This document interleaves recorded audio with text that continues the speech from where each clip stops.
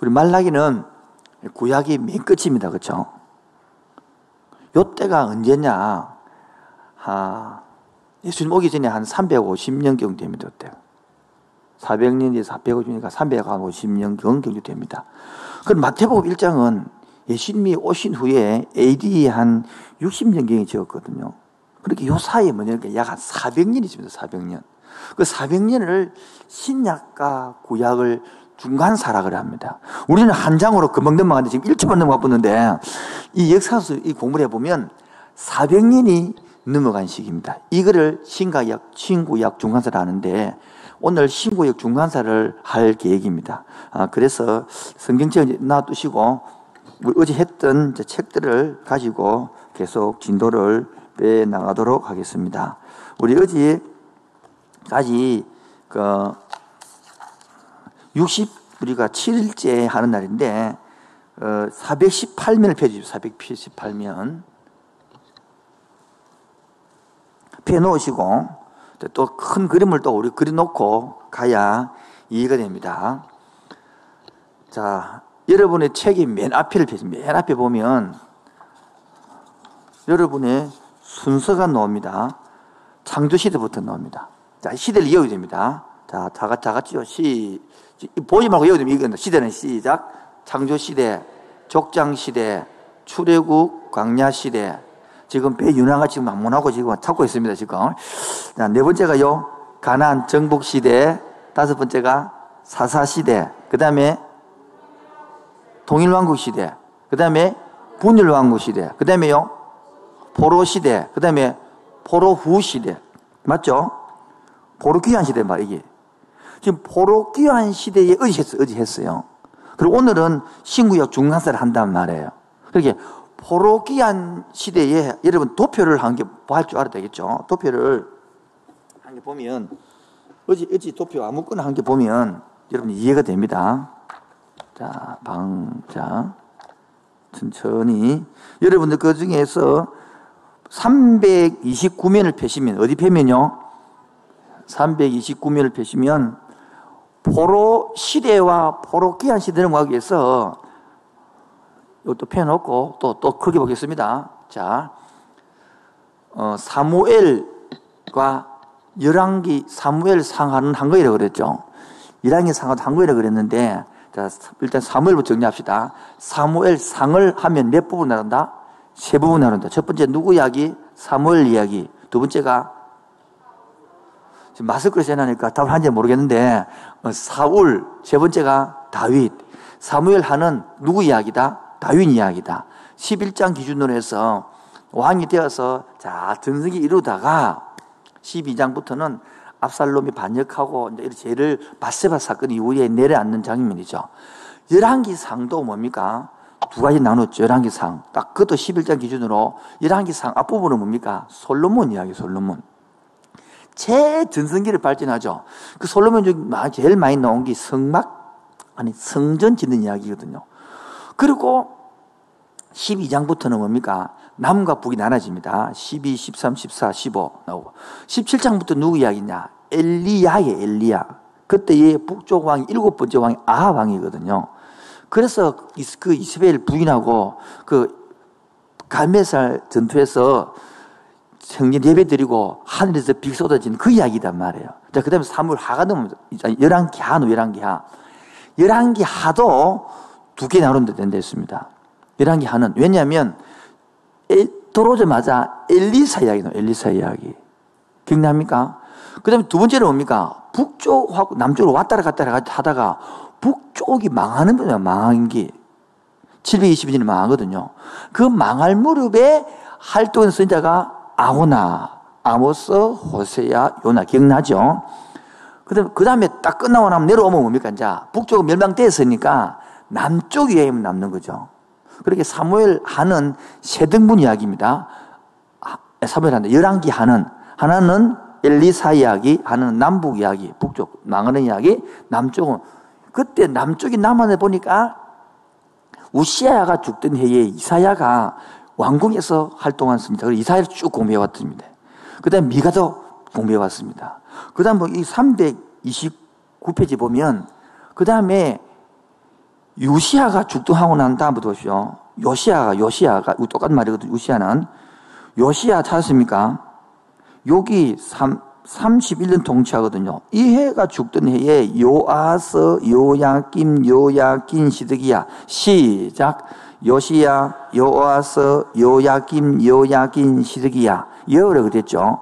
그래서 요아스와 요아긴은 석 달을 통치하기 때문에 별로 중요하지 않습니다. 주로 나오는 것이 요시야와 요야김, 우리 김육자는 김하고 시드기야, 이 세 왕을 알면 된단 말이에요. 그렇기 때문에 남왕국 뭡니까? 포로로 잡혀갈 시기를 다 공부할 수 있다라고 배웠습니다. 기억나죠? 자, 그 중에서 봅시다. 391면 도표를 보는 겁니다. 391면 도표. 에스라 시대의 배경. 옛날 책에는 몇 페이지인지 모르겠는데 한번 저도 찾아드릴게요. 저도 옛날 책을 찾아서 몇 페이지입니까? 333. 예, 33 하답니다.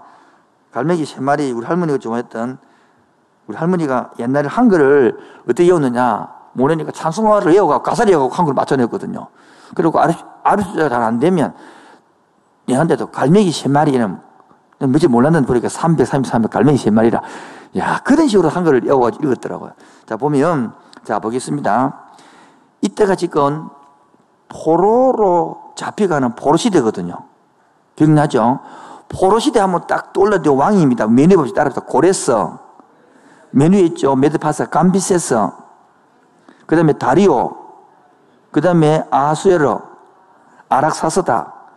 요 5개 왕 오면 됩니다.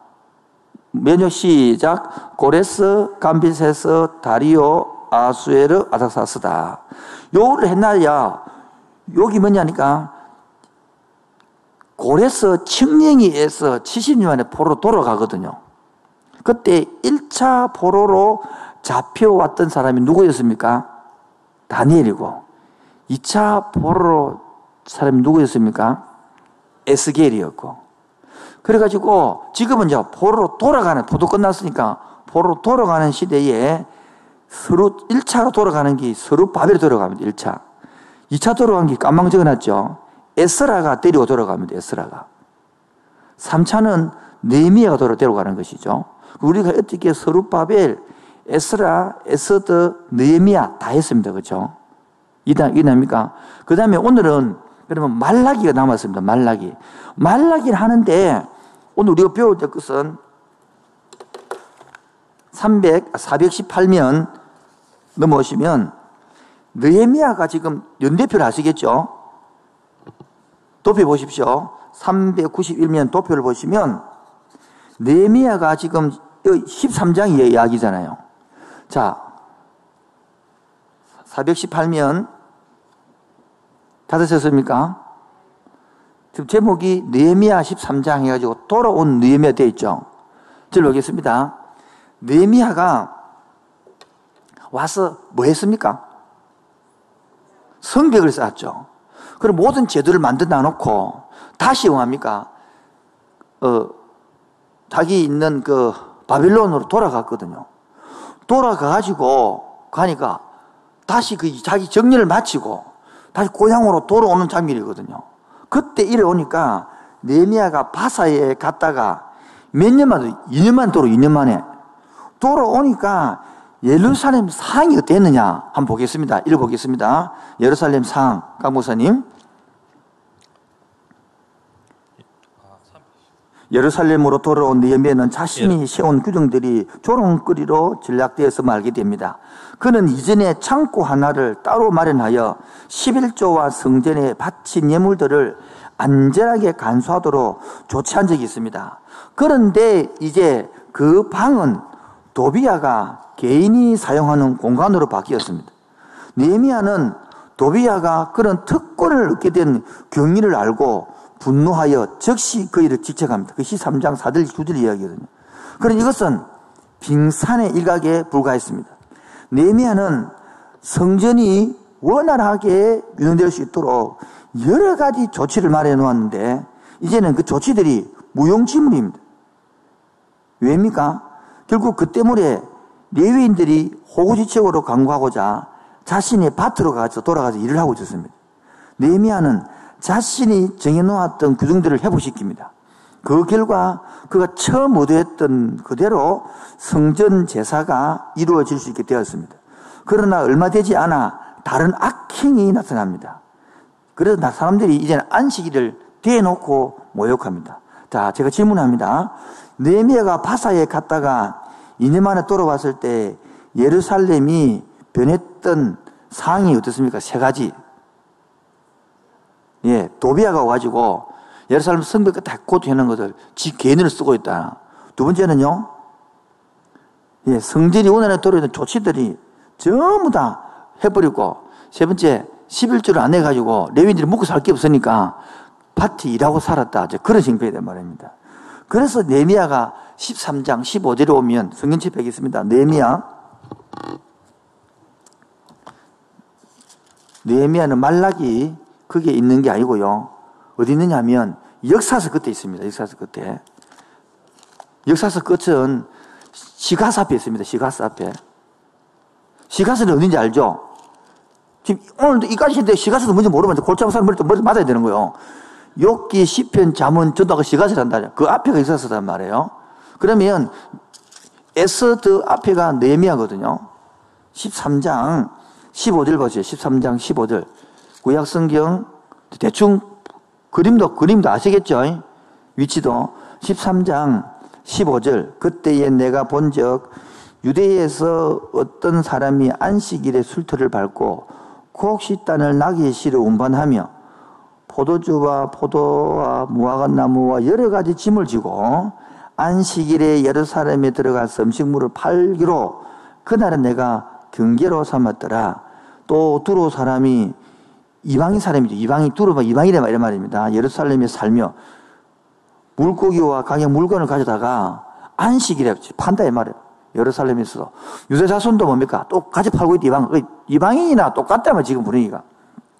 내가 유다의 모든 기인들을 꾸짖어 그들에게 이르기를 너희가 어찌 이 악행을 행하여 안식일을 범하느냐. 그리고 19절 보세요. 안식일 전 예루살렘의 성문이 어두워져 갈 때 내가 성문을 닫고 저희 못 들어오게 19절을 안식일에 문을 들어오게 막고 20절에 장사꾼들을 성 밖으로 쫓아내고 그 다음에 22절에 이래가지고 뭐합니까? 성전을 청결하죠. 이 내용이나 지금 내용이 되시겠죠? 이 내용이나 예수님이 요한복음에 보면 성전 청결 사건이나 같이 성전을 회복하는 겁니다. 그걸 벌써 느헤미야 15장과 예수님이 성전 청결 찾으셨죠? 예. 넘어갑니다. 그 다음에 기환기의 역사서의 특징, 이건 외워야 됩니다. 어디 적어놨든지. 에스라는요, 무슨 책입니까? 회복의 책이고, 느헤미야는 재건의 책이고, 에스더는 질문합니다. 왜 에스라는 회복의 책입니까? 그런 거 묻지만 그냥 하세요. 이러면 안 되고. 에스라가 왜 회복의 책입니까? 에스더가 아닙니다. 에스라입니다. 에스라가 와서 스룹바벨이 성전 지어놨죠. 그래서 말씀 가르치고 그게 회복한다. 그 다음에 느헤미야는 성벽을 지어서 완전히 성을 지켜 사회 전체를 재건한다 이 말이에요. 그 다음에 에스더는 왜 보존입니까? 1차 포로로 잡혀가다가 남아있는 그 바벨론에 있는 바사 거기에서 그 사람들을 아낙 자손 우손이 하만이 죽이려는 데서 살려냈잖아요. 그래서 수전지를 만들어졌잖아요. 이스라엘이 지켜가고 있는 거예요. 이게 보존이라는 것입니다. 다시 한번 더 하겠습니다. 에스라는 무슨 책? 느헤미야는? 에스더는? 그래서 시편 92편은 안식일이 너무 중요하다 노래한 것이기 때문에 요때 읽어야 하는 거예요. 그래서 시편 92편 성경책 찾아서 안식일을 지켜야 되는 다 유전한 것입니다. 그 다음에 느헤미야 13장 20절은 다시 이방인들의 아내들을 맞는 유리입니다. 자, 보겠습니다. 무슨 말이냐면 2년 전에 돌아갈 때는 이방 여자와 결혼 헤어지라 그랬잖아요. 2년을 갔더니 또 살고 있는 거라. 읽어주십시오. 이방인들과 통혼하는 것이 재차 중요한 문제가 된 것입니다. 계속 길을 이어갈까요? 네, 이건 제가 해야 됩니다. 왜 이방인들을 지원하는 것이 이렇게 중요한 문제였습니까? 순수 혈통 보존이 안 됩니다. 지금요, 섞이면 끝나거든요. 자, 봅시다. 지금 포로로 갔을 때도 엉망이었는데, 돌아오기까지 또 섞이면 뭐 도로 유혹 뭐였는데, 회개하고 난 후에, 중남이 회개하고 난 후에, 여러분, 예수 믿고 세례받는 후에가 중요하면 이 말이. 자, 요런 상황에서 한 90년에서 100년이 지난 후에, 지금 말해서 말라기가 적힌 겁니다, 말라기. 이때가, 이거야 뭡니까? 444년에 마지막 3차가 돌아왔잖아요. 요때가 한 100년, 90년 지난 후에가, 그렇게 한 350년, 요즘에 말라기가 적힌 배경입니다. 자, 그러면요, BC 313년에 뭐 했습니까? 알렉산드리가 헬레나를 제국했거든요. 예? 그러니까 이 페르시아 제국 시대다, 이 내용이가. 오늘 이따가 중국 중에 할 것이다만 개념을 잡아놓읍시다. 말라기 하면 두 가지입니다. 하나는 국가가 공동체입니다. 잘 보십시오. 국가가 갈로 공동체를 만들어놨죠. 저지르는 현재의 죄고, 3장 4장은 다가올 여호와의 날의 죄입니다. 그래서 부패한 제사장들에게 경고한 후 일반 대중에도 경고한 내용이 말라기 1장, 2장, 2장이고 3장, 4장은 하나님께서 직접 축복을 약속하는 것입니다. 자, 말라기 아까 배웠으니까 읽어보도록 하겠습니다. 이제 말라기는 느헤미야와 동시대 인물이지만 활약은 느헤미야가 죽고 난 뒤일 것으로 추정합니다. 말라기 하면 3장 10절에 11조 하면 복받는다는 구절의 설교를 하도 많이 들어서 이것이 말라기의 주제인 줄로 아는 사람이 많습니다. 그렇지 않습니다. 아브라함으로부터 시작한 하나님 나라를 회복하기 위한 하나님의 선민 선택 및 양육은 1500년이라는 시간이 흘렀습니다. 이 부분 좀 설명 넘어가 되겠습니다. 이 부분 다 듣추시고 별표 5개를 쳐놔십시오. 이 부분은 너무너무 중요한 부분입니다. 이 부분을 지금 이해하기 위해서 하려는 겁니다. 아브라함부터 시작하여 아브라함이 BC 2020년경이었죠. 지금 이제 BC 440년 아닙니까? 여기가. 말라기는 해봐도 한 400년쯤 된단 말이에요. BC 400년, 350년 그 사이거든요. 그러면 약 2000년이, 1500년이 지나간 겁니다. 자, 저를 보겠습니다. 하나님이 아브라함에게 약속했던 것들이 하나님은 약속이 변했어요, 안 변했어요?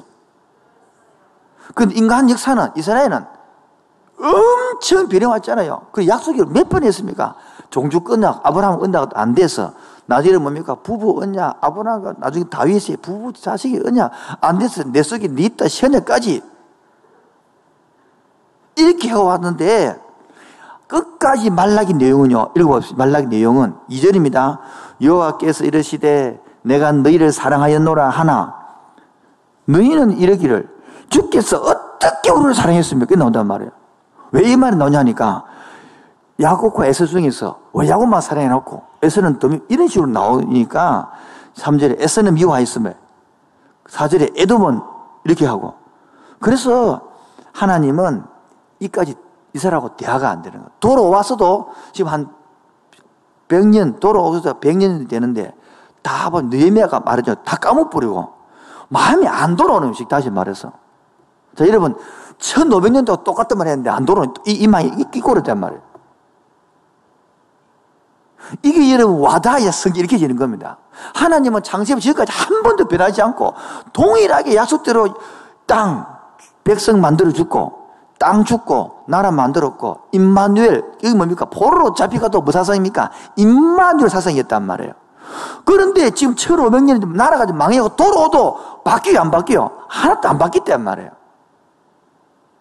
저는 목회를 하면서 우리 이게 재성이라는 깨달았습니다. 정말 교회를 다니도 내 자신부터는 안 바뀌는 거야. 내 자신부터.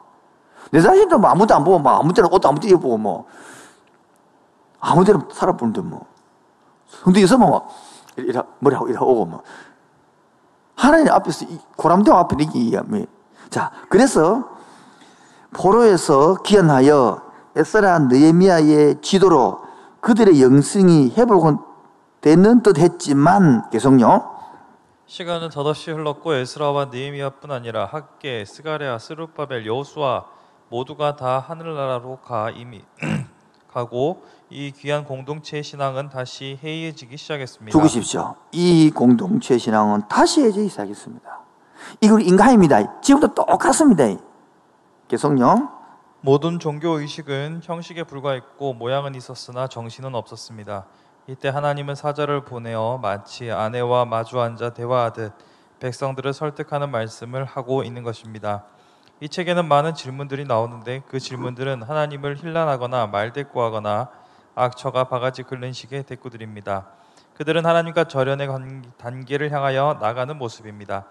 인간의 힐난성 대꾸의 톤을 잘 생각하면서 읽어야 합니다. 그러니까 내가 너를 사랑했다니까 주께서 어떻게 사랑했으면 이런 이 말의 대꾸가 15번, 18번 나와요. 이게 말랑이 늑장하네. 그러니까 하나님하고 봐.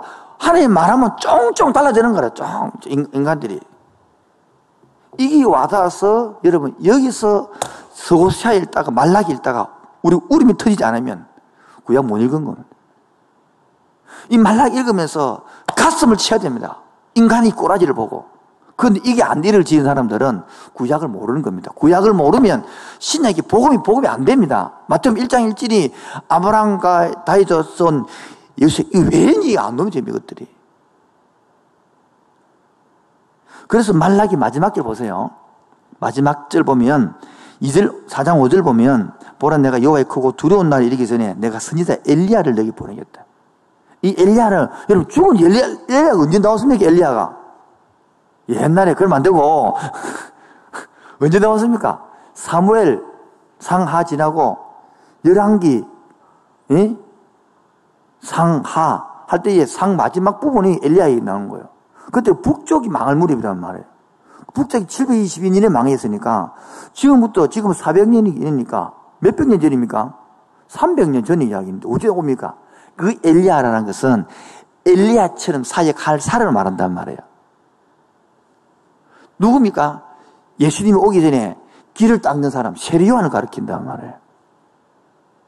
이 안타까운 심령으로 지금 엘리야가 와서 세리요한이 그 불타는 심령으로 막 석청이를 먹고 석청이는 꿀을 데려다니는 꿀을 말하는 거예요.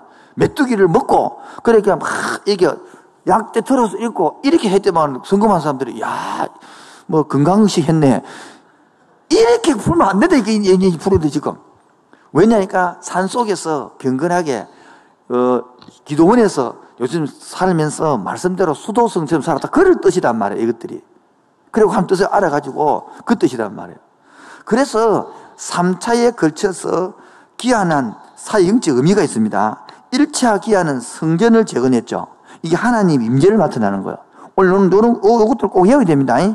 에스라의 신앙계획 운동원 2차는 하나님의 관계를 재설정하는 것이고 성벽 재건은 관계적 삶을 영위하는 것입니다. 여러분 이것들을 제가 엄청 이제 강조한 겁니다. 이 말들을. 이 책이 1차 때는 별로 없었거든요. 2차도 없고 3차 때 이 단어가 집어들어온 겁니다. 요런 내용들이. 다시 합니다. 성전 재건은요 하나님의 임재를 나타내는 것이고 에스라의 신앙계획 운동은 하나님과의 관계 재설정을 하는 것이고 성벽 재건은 관계적 삶을 영위를 하는 것이다. 이런 것들이 이제 해나면 훨씬 이해가 쉽습니다. 넘어가십니다. 그래서 그 하나님께서 읽으십시오. 하나님께서 그들을 선택하신 것은 그들을 사랑하신다는 증거입니다. 그러나 여호와께 헌신함이 없이 드리는 제사와 제물은 그들이 그분의 이름을 멸시한다는 정도가 아니라 아예 이제 하나님께 대들기까지 한다는 겁니다. 말라기는 하나님이 왜 잠시 동안 침묵할 수밖에 없는 이유를 보여주는 책입니다. 제사장들은 율법을 가르치는 그들의 의무를 소홀히 했고 백성들은 서로에게 신실하지 못합니다. 이는 자기 아내와 이혼하고 이방 여인과 결혼하는 것에서 특히 분명하게 나타납니다. 그래 하나님께서 말라기 하고 나면 하나님 끝남부터 말이 없거든 400년 동안. 왜요? 너무 답답하고 의가 차가지고. 그런데 여러분 나중에 하겠습니다만은 하나님은 이스라엘에서 말이 하지 않는데 세상 나라에서는요 그때 소크라테스, 플라톤 이런 것들 소비에서 났다가 전 세계적으로 철학, 정치, 경제, 사회문화 꽃을 피웁니다. 이때 이스라엘 백성들은 죽죽 고생하는 거죠. 자, 덮여 보십시오. 말라기 덮여 보면 스룹바벨, 에스라스, 에스더, 그 다음에 느헤미야 나오게 노란기 말라기 나오죠. 이렇게 느헤미야서와 같이 끝나는 시기인데 약 415년에서 뒤로는 물음표를 하는 이유는 여기 435년부터 415년 정확하지 않고 이 사람 추정이기 때문에 그런 것입니다. 우리가 볼 때는 느헤미야보다 좀 더 뒤로 빠졌다고 봅니다.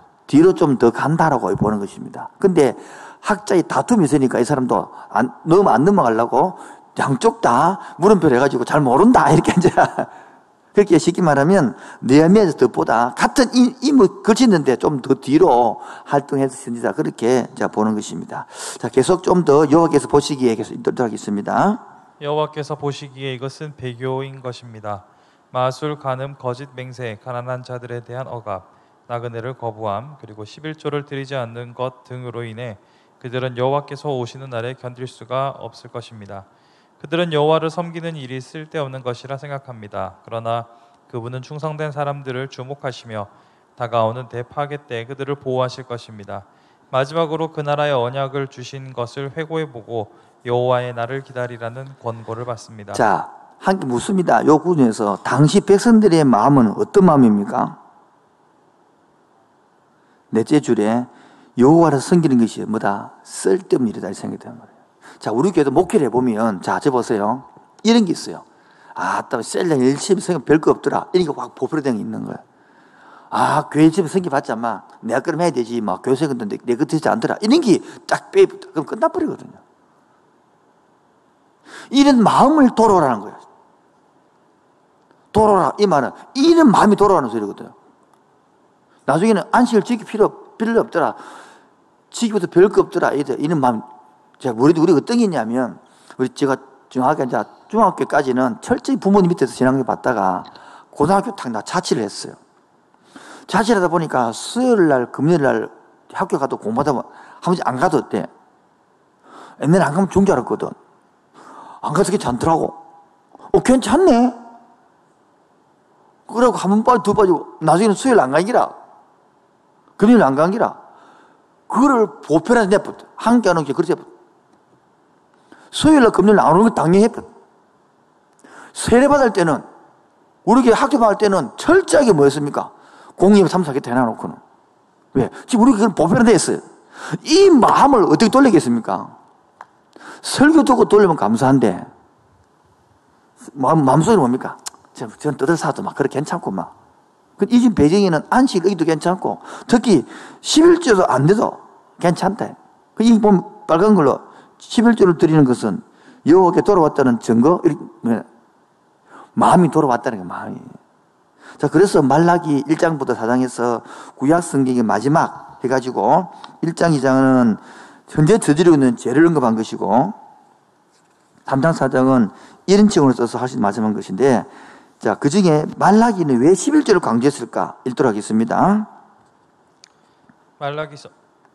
구약의 마지막 책인 말라기 서의 저자 선지자 말라기는 학개와 스가랴 말라기는 왜 11조를 강조했을까? 이스라엘 백성들이 포로 생활에서 돌아와 성전을 재건하고 옛 영화의 회복을 기대했으나 수십 년이 지나도록 영광보다는 고달픈 생활이 지속되자 그들의 신앙은 형식적인 모습으로 생활됐습니다. 이때의 선지자 말라기는 고난의 원인이 그들이 자신이 있음을 지적합니다. 특별히 말라기는 이스라엘의 백성들의 11조를 등한히 한 것을 질책합니다. 구약이 말하는 11조는 일종의 성전세로서 세금적 특성이 강하긴 했지만 이 11조는 이스라엘 공동체를 건강히 유지하는 데 필요했던 제도였습니다. 말라기 시대의 이스라엘 백성들이 11조 의무를 등한히 했다는 사실은 구약의 11조 정신과 관련해서 볼 수 있습니다. 영상을 보겠습니다. 첫 번째가 구약이 어떤 냐면 첫 번째는요. 제사장 지파 레위인들을 한 생활입니다. 아이고 그러면 밑 살린다. 예. 잘 보세요. 이 잘 들어야 됩니다. 크게 세 가지가 11조는 따라합시다. 레위인 살리는 것. 두 번째 성전에 올라가는 경비. 세 번째 구제비. 요 세 개가 성이 11조단 말이에요. 그런데 가장 중요한 것은 레위인들은 땅을 분배를 받아서 안 받았어요. 그래서 보니까 이들의 11조 낸 거 가지고 먹고 사는데 11조를 안 내면 레위인들은 뭐 먹고 살아요? 그래서 농사 지어야 되겠죠. 농사 지으면 말씀 가르치는 누가 해? 그거로 말해요. 우리가 하나님이 제도가 끊어지는 거야. 두 번째는 성전 유지해야 되죠. 예를 들어서 그 부사지면 고쳐야 되죠. 그리고 지방이 있으면 뭡니까? 1년에 3번씩 올라가야 되거든. 여러분, 지금 같은 개택 타고 될 거 아이가? 그 당시에는 걸어가야 돼. 걸어가려면 하루 만에 갑니까? 가는데, 오는데, 보름씩이 걸린단 말이에요. 그 가서 일주일 지내야 되고. 그걸 묵고 사는 경비. 그 사람들 쓰이는 것. 그리고 세 번째는 구제비입니다. 구제비. 밑에서 세 번째, 11조를 등한히 여겼다는 것은 하나님의 백성이 공동체로서의 일체감이 깨어지고 각자들만 돌보는 개인적이고 이기적인 삶을 살았다는 것입니다. 이것은 공동체로서 있어야 위기를 말해주는 것입니다. 그런데 저희 교회에서 신약에서는 그럼 이대로 지킵니까? 이 의미를 들어가지만은 신약에서 의미를 제가 강조했습니다. 3가지 강조했습니다. 기억납니까? 첫 번째, 11조를 한다는 것은 하나님은 창조주고 나는 피조물이라는 고백하는 행위다 그랬습니다. 제가 가르쳤습니다. 11조 하는 의미는. 두 번째는 여러분 어느 해 모이면 해비되면 해비 안 내요. 해비 성경입니다. 그래야 공동체가 살아갑니다. 그런데 어떤 인간은 해비 안 내고 오는 인간 있잖아요. 그게 동lum신보죠. 세 번째는 예수 그리스도가 피로 값주고 산 교회입니다를 고백하는 거예요. 그래서 말라기 보세요. 말라기는 11조로 내놓은 목적이 아닙니다. 여러분 보면 3장 8절을 보면 이거 많이 들어봤을 거예요. 3장 8절. 사람이 어찌야 하나님의 뜻을 도둑질하겠느냐. 그러나 너희는 나의 뜻을 도둑질하고도 말하기를 우리가 어떻게 주의 도둑질을 하나이까 하는도다. 이는 곧 11조 허물이라. 9절 너희 곧 온 나라가 나의 것을 도둑질하였으므로 너희가 저주를 받았느니라. 10절 만군의 여호와 이르노라 너희의 온전한 11조를 창고에 들여 나의 집에 양식 있게 하고 뭐 있게 하고? 양식 있게 하고. 두 번째 나로 하여 시험하여 내가 하늘을 열고 너에게 복을 쌀 것이 없도록 붙지 않으니까 보라. 이 말입니까? 너희 마음이 돌아왔대 말이에요. 지금으로 치면 주님이 나의 창조주입니다 고백을 하고 내가 이 몸 박쳐 세웠던 교회를 위하여 내가 멤버로서 내가 같이 힘을 내고 동참하고 공동체로 살겠습니다. 백성으로 살겠습니다. 그 3가지 11조의 의미단 말이에요. 그건 11조로 안 된다는 소리는 내가 볼 때는 지금은 창조주 아니다는 뜻이. 이런 사람이 있습니다. 나는 창조를 딱 고백하는데 11조 못 냅니다. 그 말이 안 맞는 거예요. 지금도요, 11조 없으면 교회 안 됩니다. 무슨 헌거 돌아올 무슨 헌거 가지고. 이거 돌리는 것인데. 그런데 지금, 그래서 어떤 교회는 보통 그 헌금을 거두어서 우리에게 투명하게 하거든요. 우리 회계한테 다 물어보시죠. 저도 잘 모르고. 우리는 투명하게 합니다. 말 안 들으려고. 진짜. 하나님 앞에서. 지금 회계한테 다 물어보시죠. 회계가 다 하고 있으니까. 거기에서 몇 프로를 구제비를 쓰느냐에 따라 교회가 달라지는 겁니다. 제가 아는 교회는 50%로 내는 게 50% 내는 교회가 있습니다. 대단한 거죠. 보통 교회는 15%, 20% 다 힘듭니다. 무슨 말이냐면 이 교회가 지금 해야 될 일들은 사회를 섬기고 구제하고 영혼을 살리는 데 써야 된단 말이에요. 근데 우리가 이때까지 지나온 교회 보면 이제 교회가 개척가 보면 교회를 짓죠. 그래서 빚도 갚죠. 그 다음에 두 번째가 교육관 짓죠. 그래서 세 번째가 옛날에 뭡니까? 기도원 짓죠. 그 네 번째가 공동모지 짓고 다섯 번째 성교하는 걸 이제. 이제는 그런 것들이 다 이제 소용없다는 걸 알고 교회 짓고 교회는 다 지나서 요즘 리모델링 해야 돼. 리모델링. 이제 안 지니게 되고. 이렇게만 쓴다고 나쁘게 생각했거든요. 그건 사실 안 그렇습니다. 우리 교회 보도 이번 여름에도 이 남기동 물값 우리가 다 되고 다 합니다. 계속 쓰대고 있는 거예요. 그 여러분들이 헌금을 내고 제발 재직 받으신 분들은 재직회 참석하십시오. 재직들이 모르고 지가 의무를 품으면 어쩌니까 보고하는데 오지도 않고 이번에도 재직회를 9월 9일 날 하려고 그러는데 연기시켜서 16일 할 것인데 이번엔 재직들 참석하지 않으면 재직회 필요가 뭐 있습니까? 이번엔 반드시 세고받을 겁니다. 재직 참석하겠다고. 이번에 재직들 참석하지 않으면 재직 뺄 겁니다. 왜? 재직회 1년에 4번 하는 그것도 안 참석하는 사람이 무슨 재직들입니까? 그러고 재직들이 의무를 품으면 어떡합니까? 보고 안 듣고. 이런 엉터리가 어디 있어? 엉터리가. 그런데 올해 재직들 할 때에 다 물어서 제대기 참석했습니까? 물을 거라고. 그 참석할 사람만 제대기 넣을 거라고. 하도 안 접수시키고 말 거면 이제는. 그리고 이번에는 반드시 시켜서 제대기에 참석하고 1년에 4번 해요, 4번. 그 보고를 해준단 말이에요. 1년에 딱 어디 썼다는 거 다 알려준다 해요. 그래서 모든 걸 질문을 받고. 그래서 문제가 우리 교회는 옛날에는 한 달에 한 번씩 해서 교회에서. 지금은 한 달에 한 번 이렇게 제대기를 너무 대모를 해서 그래 힘들다고. 그래서 석 달에 한 번 하는 거 이렇게. 그래서 청년들은 잘 모르지만은 철저하게 예산 세우고 결산해서 얼마나 다 칼같이 하는데 모르는 사람은 뭐 한국사가 다 해못다고.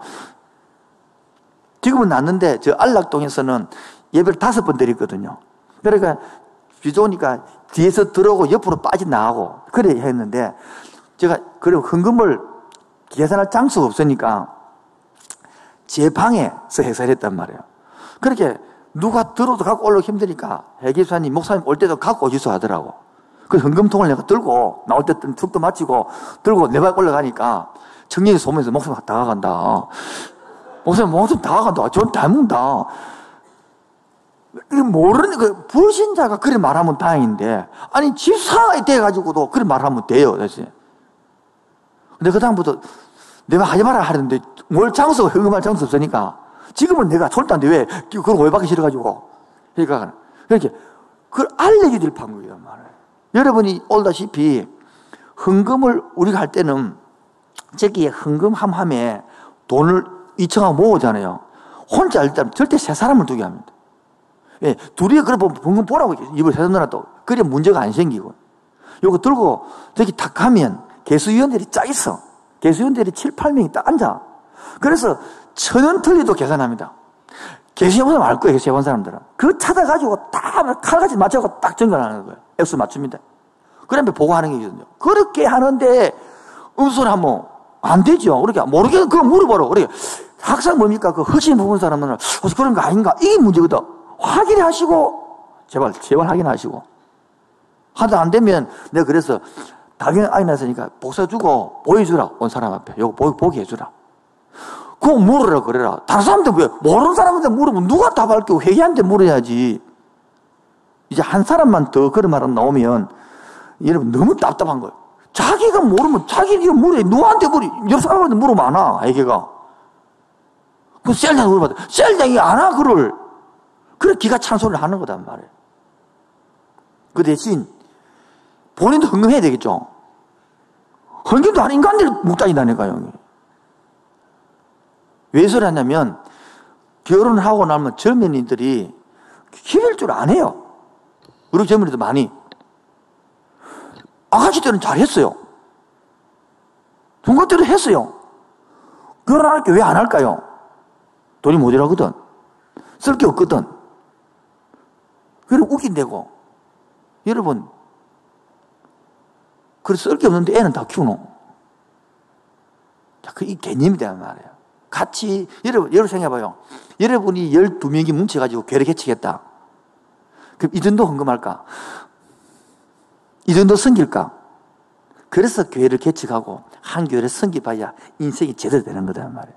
그냥 나는 해놨으니까 개념이 다르단 말이에요. 자, 이게 왜 헌금이 중요합니까?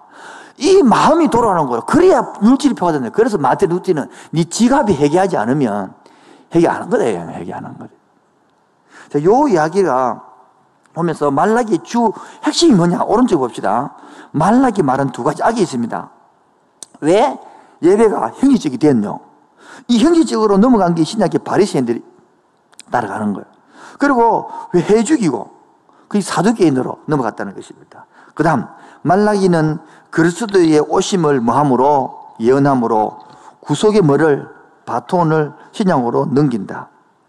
특히 말라기 3장과 4장은 그리스도의 오심과 예언의 신약 성취. 그래서 말라기 4장 5절 4장 4, 5절 6장은 누가복음 1장 17장을 연결해준다. 자, 읽겠습니다. 말라기 예언.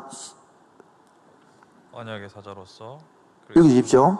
언약의 사자로서 그리스도는 자신의 성전에 오신다. 그리고 자신의 백성을 깨끗게 하신다. 신약의 성취는요? 그리스도는 성전을 깨끗게 하신다. 그리고 자신의 백성을 깨끗게 하신다. 예. 그리고 두 번째는 그가 오시면 심판이 일어난다. 신약의 성취는 생명책에 이름이 기록되지 않은 자는 불못에 던져진다. 그다음 세 번째는 의의 태양으로서 그리스도는 자신의 백성을 치유하신다. 그리스도는 대중을 치유하신다. 궁극적으로 모든 병자가 나을 것이다. 그다음에요. 앞서 온 사람은 주님의 오심을 예비한다. 신약에서는 세례 요한이 그리스도를 전한다. 특히 신대원 침체 사람 이런 것들 반드시 외워놔야 됩니다. 이럴 때는. 넘어갑니다. 그래서 다 같이 읽어봅시다. 시작. 보라 여호와의 크고 두려운 날이 이르기 전에 내가 선지자 엘리야를 너에게 보내리니 그는 중요합니다. 아버지의 마음을 누구에게로? 자녀들의 마음을 바로 관계회복하는 결론은 이게 말라기 핵심입니다. 11조 내라 그 핵심이 아니고 11조는 너 행식적으로 간 것들을 행위로 돌아오는 말이고 결론은 이렇게 아버지하고 니하고 우리 이스라엘 백성들이 자녀 아닙니까? 하나님 아버지 아닙니까? 그렇게 하자 그 말이에요. 그 다음에 누가복음 17절 시작. 그가 또 엘리야의 심령과 능력으로 주 앞에 먼저 와서 아버지의 마음을 자식에게 거스르는 자를 의인의 슬기에 돌아오게 하고 주를 위하여 세운 백성을 준비하리라. 여러분 말라기가 끝난데요. 갑자기 이사야서 56장과 69장 회복 이야기인데 왜 나올까요? 아무도 질문 안 하네. 자, 이사야서는 언제 시대의 사람입니까? 북쪽이 망할 때 이사야 아닙니까? 그때 BCB 22년 전이죠. 지금 이때가 지금 뭡니까? 444년 전이란 말이에요. 그럼 몇 년 지났습니까? 250년 정도, 300년 지난 때이죠. 가까이 250년 전이. 그런데 이사야가 왜 이야기합니까? 이사야서가 봐요. 북쪽이 망했고, 남쪽이 회복을 이야기하면서 1차 회개하면 일이 회복될 것이다. 2차 예수님이 올 것이다. 3차 재림이 올 것이다. 이야기 다 했단 말이에요. 그리고 이 이야기가 나오는 것입니다. 읽으십시오. 이제는 메시아가 오셔서 회복하는 길만이 남아있음을 감지하게 됩니다. 이제부터 나오는 말씀의 본문은 하나님 나라의 회복을 위해 오실 메시아와 관점 이를 염두에 두고 읽어야 합니다. 그날에는 이방인들도 함께 예배할 수 있습니다. 하나님의 사랑은 배타적이 아니고 만민을 위한 것입니다. 하나님의 성전은 만민이 기도하는 집입니다. 이것이야말로 복음입니다. 예, 만민하는 기도하는 집을 이사야서 한 말이거든요. 예수님 말씀이 도둑이 소울로 베었다라고. 지금 이 시대를 이야기하는 것을 봐요. 이를 이야기하고 회복하고 있는 것입니다. 계속요. 이것은 예수님에 의해 성취됩니다. 회복을 위해 이들은 우상 숭배로부터 돌아서야 합니다. 각종 신앙 규례를 무시한 그들은 하나님과 이웃 사랑으로 돌아가야 합니다. 또한 속속들이 썩고 거짓과 불공평과 악의와 폭력으로 가득한 삶을 청산해야 합니다. 이 본문에서는 시편 1편과도 같이 두 갈래의 길을 보여줍니다. 하나는 하나님께 응답하는 자들을 위한 축복으로 인도하는 안전한 길, 그리고 다른 하나는 하나님을 거역하는 자들을 위한 파멸로 인도하는 위험한 길을 보여줍니다. 그래서 보면 하나님보다 더 열심히 우상들이 적혀 있습니다. 봅시다. 벨, 마르둑을 말합니다. 성경 곳은 바벨론, 느보도 바벨론, 아스타롯은 가나안, 그모스는 모압, 바알은 가나안, 다곤 브레셀. 이게 보면 성격이 있잖아요. 바벨론, 벨은 뭡니까? 기후, 전쟁, 태양의 선이고 성경 방법은 매음하고 유하고 인쇄들이고. 여러분, 이것들이나 지금 하면 우리 지금은 뭡니까? 우리 뭐 성경까지 성긴 곳은 대한민국 땅에서 성경 성격은 우상은 우상 이름은 돈, 그렇죠? 돈신을 섬기고 섬긴 곳은 대한민국 부산시 금정구. 그다음에 그 섬긴 성격은 편안, 편리, 성공 이러겠죠. 섬긴 방법은 뭐합니까? 열심히 노력하고 새치기 하고 경쟁하고 주 밟고 똑같은 이런 식으로 성경을 안 적을까? 적는다면 그래서 이런 것들을 설교할 수 있는 사람, 설교하는 교회 가야 된단 말이에요. 그 다음에 이사야 60장 회복이라 했잖아요. 이사야를 두 부분 나누면 40장 안쪽으로 일부를 하고 이유를 2부로 했잖아요. 그래서 이제는 예루살렘의 도성이 임한 하나님의 영광을 나타내는 것입니다. 읽어주십시오. 일어나 빛을 발하라 해보고 나가지고요. 일어나라 빛을 발하라. 이는 내 빛이 이르렀고 여호와 영광이 내 위에 임하였느니라. 시온의 영광스러운 날이 임한다는 희망의 메시지를 전하고 있습니다. 메시아를 대망하는 마음을 품고 종말에 이루어질 새 하늘과 새 땅의 소망을 품고 이 부분을 읽습니다. 구약 성경은 오실 메시아의 초점이 맞춰져 있습니다. 선지서에 나타난 그리스도의 모형을 다음 도표가 잘 요약하고 있습니다. 이제 신학대학원 심칠생들은 요것들을 딸딸 외워요, 요거. 왜냐면 우리 두 사람이 오늘 시험 쳐야 돼, 이렇게 해도. 이 듣고 있는지 모르겠던데, 내가 지금 그분이 지금. 자, 호세아 한번 읽읍시다. 시작. 선지자 호세아의 그의 부정한 아내인 고멜과의 관계는 장차 예수 그리스도께서 십자가의 사랑으로 교회를 자신의 머리로 맞이할 것들을 의미한다. 이런 거 눈에, 이런 거 기본이 알아야 된다는 말이에요. 요엘은요, 시작. 요엘이 예언한 약속은 보혜사 성령의 약속을 것이다. 자, 목사님, 아모스는요? 아모스의 중보기도는 장차 죄인을 위한 그리스도의 중보 사역의 그림자이다. 오바댜는요? 오바댜는 장차 오실 메시아를 만국을 벌할 심판자, 선민의 피난처, 나라의 소유자로 묘사했다. 특히 이 갈로 해놓은 것들은 너무너무 중요한 구절이다 이 말입니다. 그런 것들을 갈로 외우든지 여러분 말고 신학생들. 자, 그다음 요나는요? 요나가 큰 물고기 뱃속에서 3일 밤낮을 지낸 경험은 장차 그리스도의 죽음과 부활에 대한 생생한 예표이다. 여러분 요나 하면 고기 뱃속 그게 아니고요. 이걸 나타내는 예수님의 죽음과 부활과 부활하는 것 이런 걸 해야 된단 말이에요. 자, 미가는요? 미가는 그리스도가 탄생하는 곳을 구체적으로 예언했다. 그리고 그는 그리스도를 온 세상의 주권자, 평강의 왕으로 묘사했다. 저번에 이야기했죠. 미가서 한지 풀어줬죠. 왜냐하면 베들레헴에 태어날 것이다 할 때 설명했습니다. 나훔은요? 아름다운 소식은 궁극적으로 그리스도를 인한 구원의 복음을 가리킨다. 그렇게 나훔에서입니까? 나훔의 주 내용이 뭡니까? 니네웨에서 멸망한다는 거겠죠. 그 다음에 하박국은요? 믿음으로 말미암는 구원은 예수 그리스도께서 가르치실 교훈의 핵심이다. 스바냐는요? 스바냐가 선포한 여호와의 날은 장차 열국을 심판하실 그리스도의 사역이다. 후일 그리스도께서는 이 말을 인용하셨다. 너희 하나님 여호와가 너의 가운데 그게 스바냐가 회복시킨단 말이에요. 그 다음에 학개서요.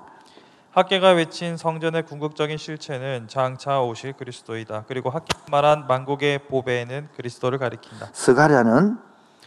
스가랴는 메시아에 대한 묘사를 각각 풍부하게 선포했다. 예, 그러니까 스가랴가 꼭 한 문제 나옵니다. 구약할 때 무조건 지금 때. 계속 이렇게 있어. 그는 메시아를 여호와의 사자, 의로운 순, 7 눈을 가진 돌, 성전을 건축하는 왕이며 제사장, 나귀를 타는 겸손한 왕, 모퉁이 돌, 말뚝, 싸우는 활, 은 30에 팔린 선한 목자, 찔림 당한 자, 씻는 셈, 칼로 침을 당한 버림받은 목자 등으로 묘사했다. 자, 이거를 똑같이 문제에서 이제 힌트를 좀 주면 어렵게 내려 하면 쉽게 내려면 예를 들어 쉽게 내려 하면 메시아를 여호와 사자, 의로운 순, 7 눈을 가진 돌, 성전을 건축하는 왕, 제사장, 나귀 타는 겸손한 이런 것을 적은 성경 어디입니까? 이렇게 하면 가장 쉬운 거 내는 거예요. 반대로 어렵게 내려 그러면 예를 들어요. 나귀를 타는 겸손한 왕 한 구절에 내놓고 이는 어디에 나오는 성경입니까? 여기 이렇게 나오는 거예요. 안 그러면 요 구절을 갈로로 내놓고 갈로로 따면 하는 게라. 이렇게 똑같은 문제를 가지고 쉽게 될 수 있는 거예요. 이거를 알고 공부해야 되는데 공부 못하는 사람은 중요하지 않은 죽고 있다 이 말이에요. 이런 게 중요한 거다고. 그 다음에 말라기는 독특하게 그리스도를 예비할 자까지 묘사했다. 즉 주의 길을 예비할 자, 선지 엘리야는 세례 요한을 가리킨다. 그리고 메시아는 언약의 사자, 의로운 해로 묘사했다. 자, 그런데 왜 또 갑자기 스가랴가 또 나올까요?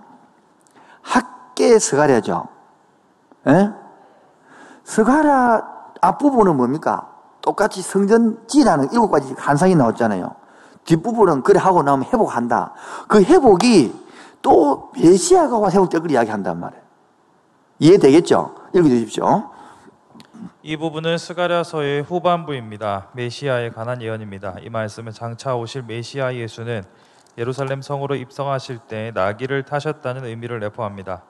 구약 시대의 왕들은 전쟁 시 말을 타고 다녔습니다. 정복자들은 말을 타고 성으로 들어갔습니다. 예수님은 왜 나귀를 타셨을까요? 그것도 나귀 새끼를. 메시아가 이 땅에 오신 것은 정복자로 오신 것이 아닙니다. 평강과 구원의 사신으로 오셨습니다.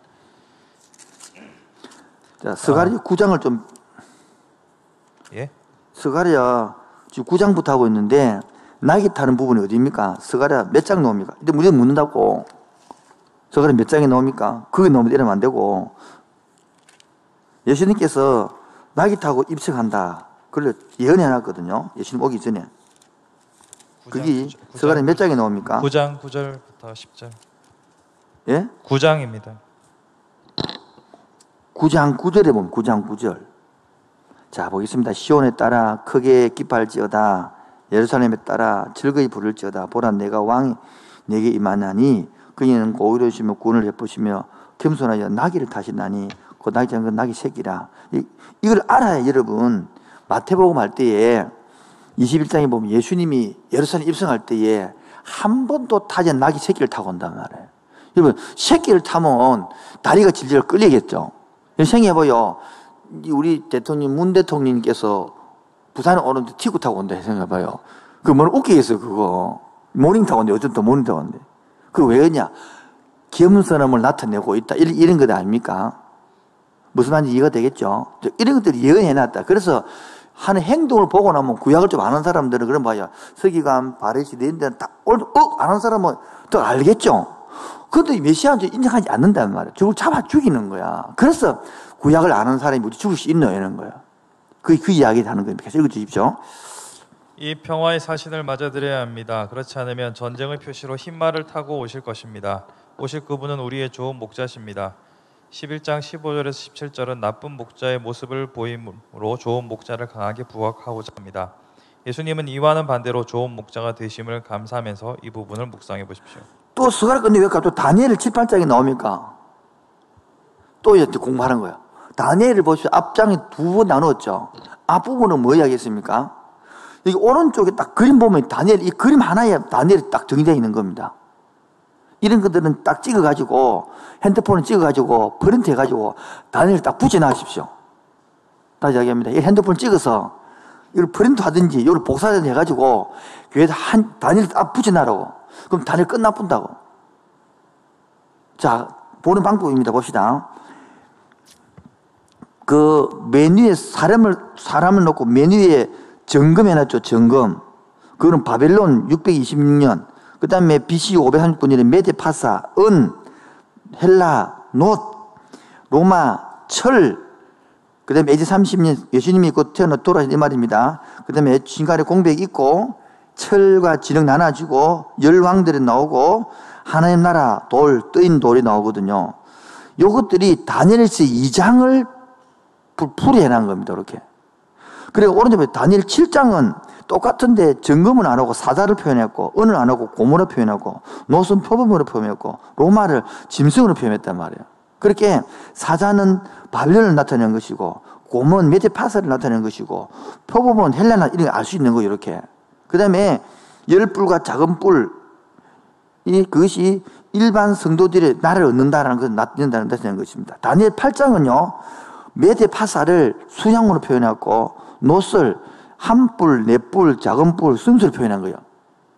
그 다음에 여러분 다니엘서 9장 이거는 좀 공부를 해야 됩니다. 넘어가도록 11장, 12장은 이런 식으로 노 때에 알렉산더 대제가 나타나고 남북 왕들이 나타날 것들을 미리 예언해놨단 말입니다. 보시오. 이해하시겠습니까? 그러니까 이게 한참 후에 일어나는 거 대놨으니까 지금 보십시오. 다시요. 다니엘은 포로기 사람이죠. 맞죠? 근데 포로기 사람이 포로기는 뭡니까? BC 586년에서 BC 356년까지 있던 그때인데 그때 예언을 한 사람이 앞으로 있을 헬라 제국, 로마 제국, 그 예수님이 태어날 것, 그리고 종말까지 다 해놨어. 그래서 이때 넣어놓은 거예요. 이 그림을 나타낸 거예요. 특히 여러분 다니엘서 9장에 보면 요한계시록이 풀어집니다. 연결되어지는 겁니다. 한번 옆으로 이 책을 이렇게 돌려요. 이렇게. 찾았습니까? 그거 보면 자 71회 있습니다. 71회. 몇 일이에요? 71회는 7이라는 7년을 뭡니까? 한 일회라는 것은 7년을 말하는 한 일회. 한 일회가 몇 년이라고요? 7년을 말한다고요. 그러면 71 7일이라는 것은 7, 49년이겠죠.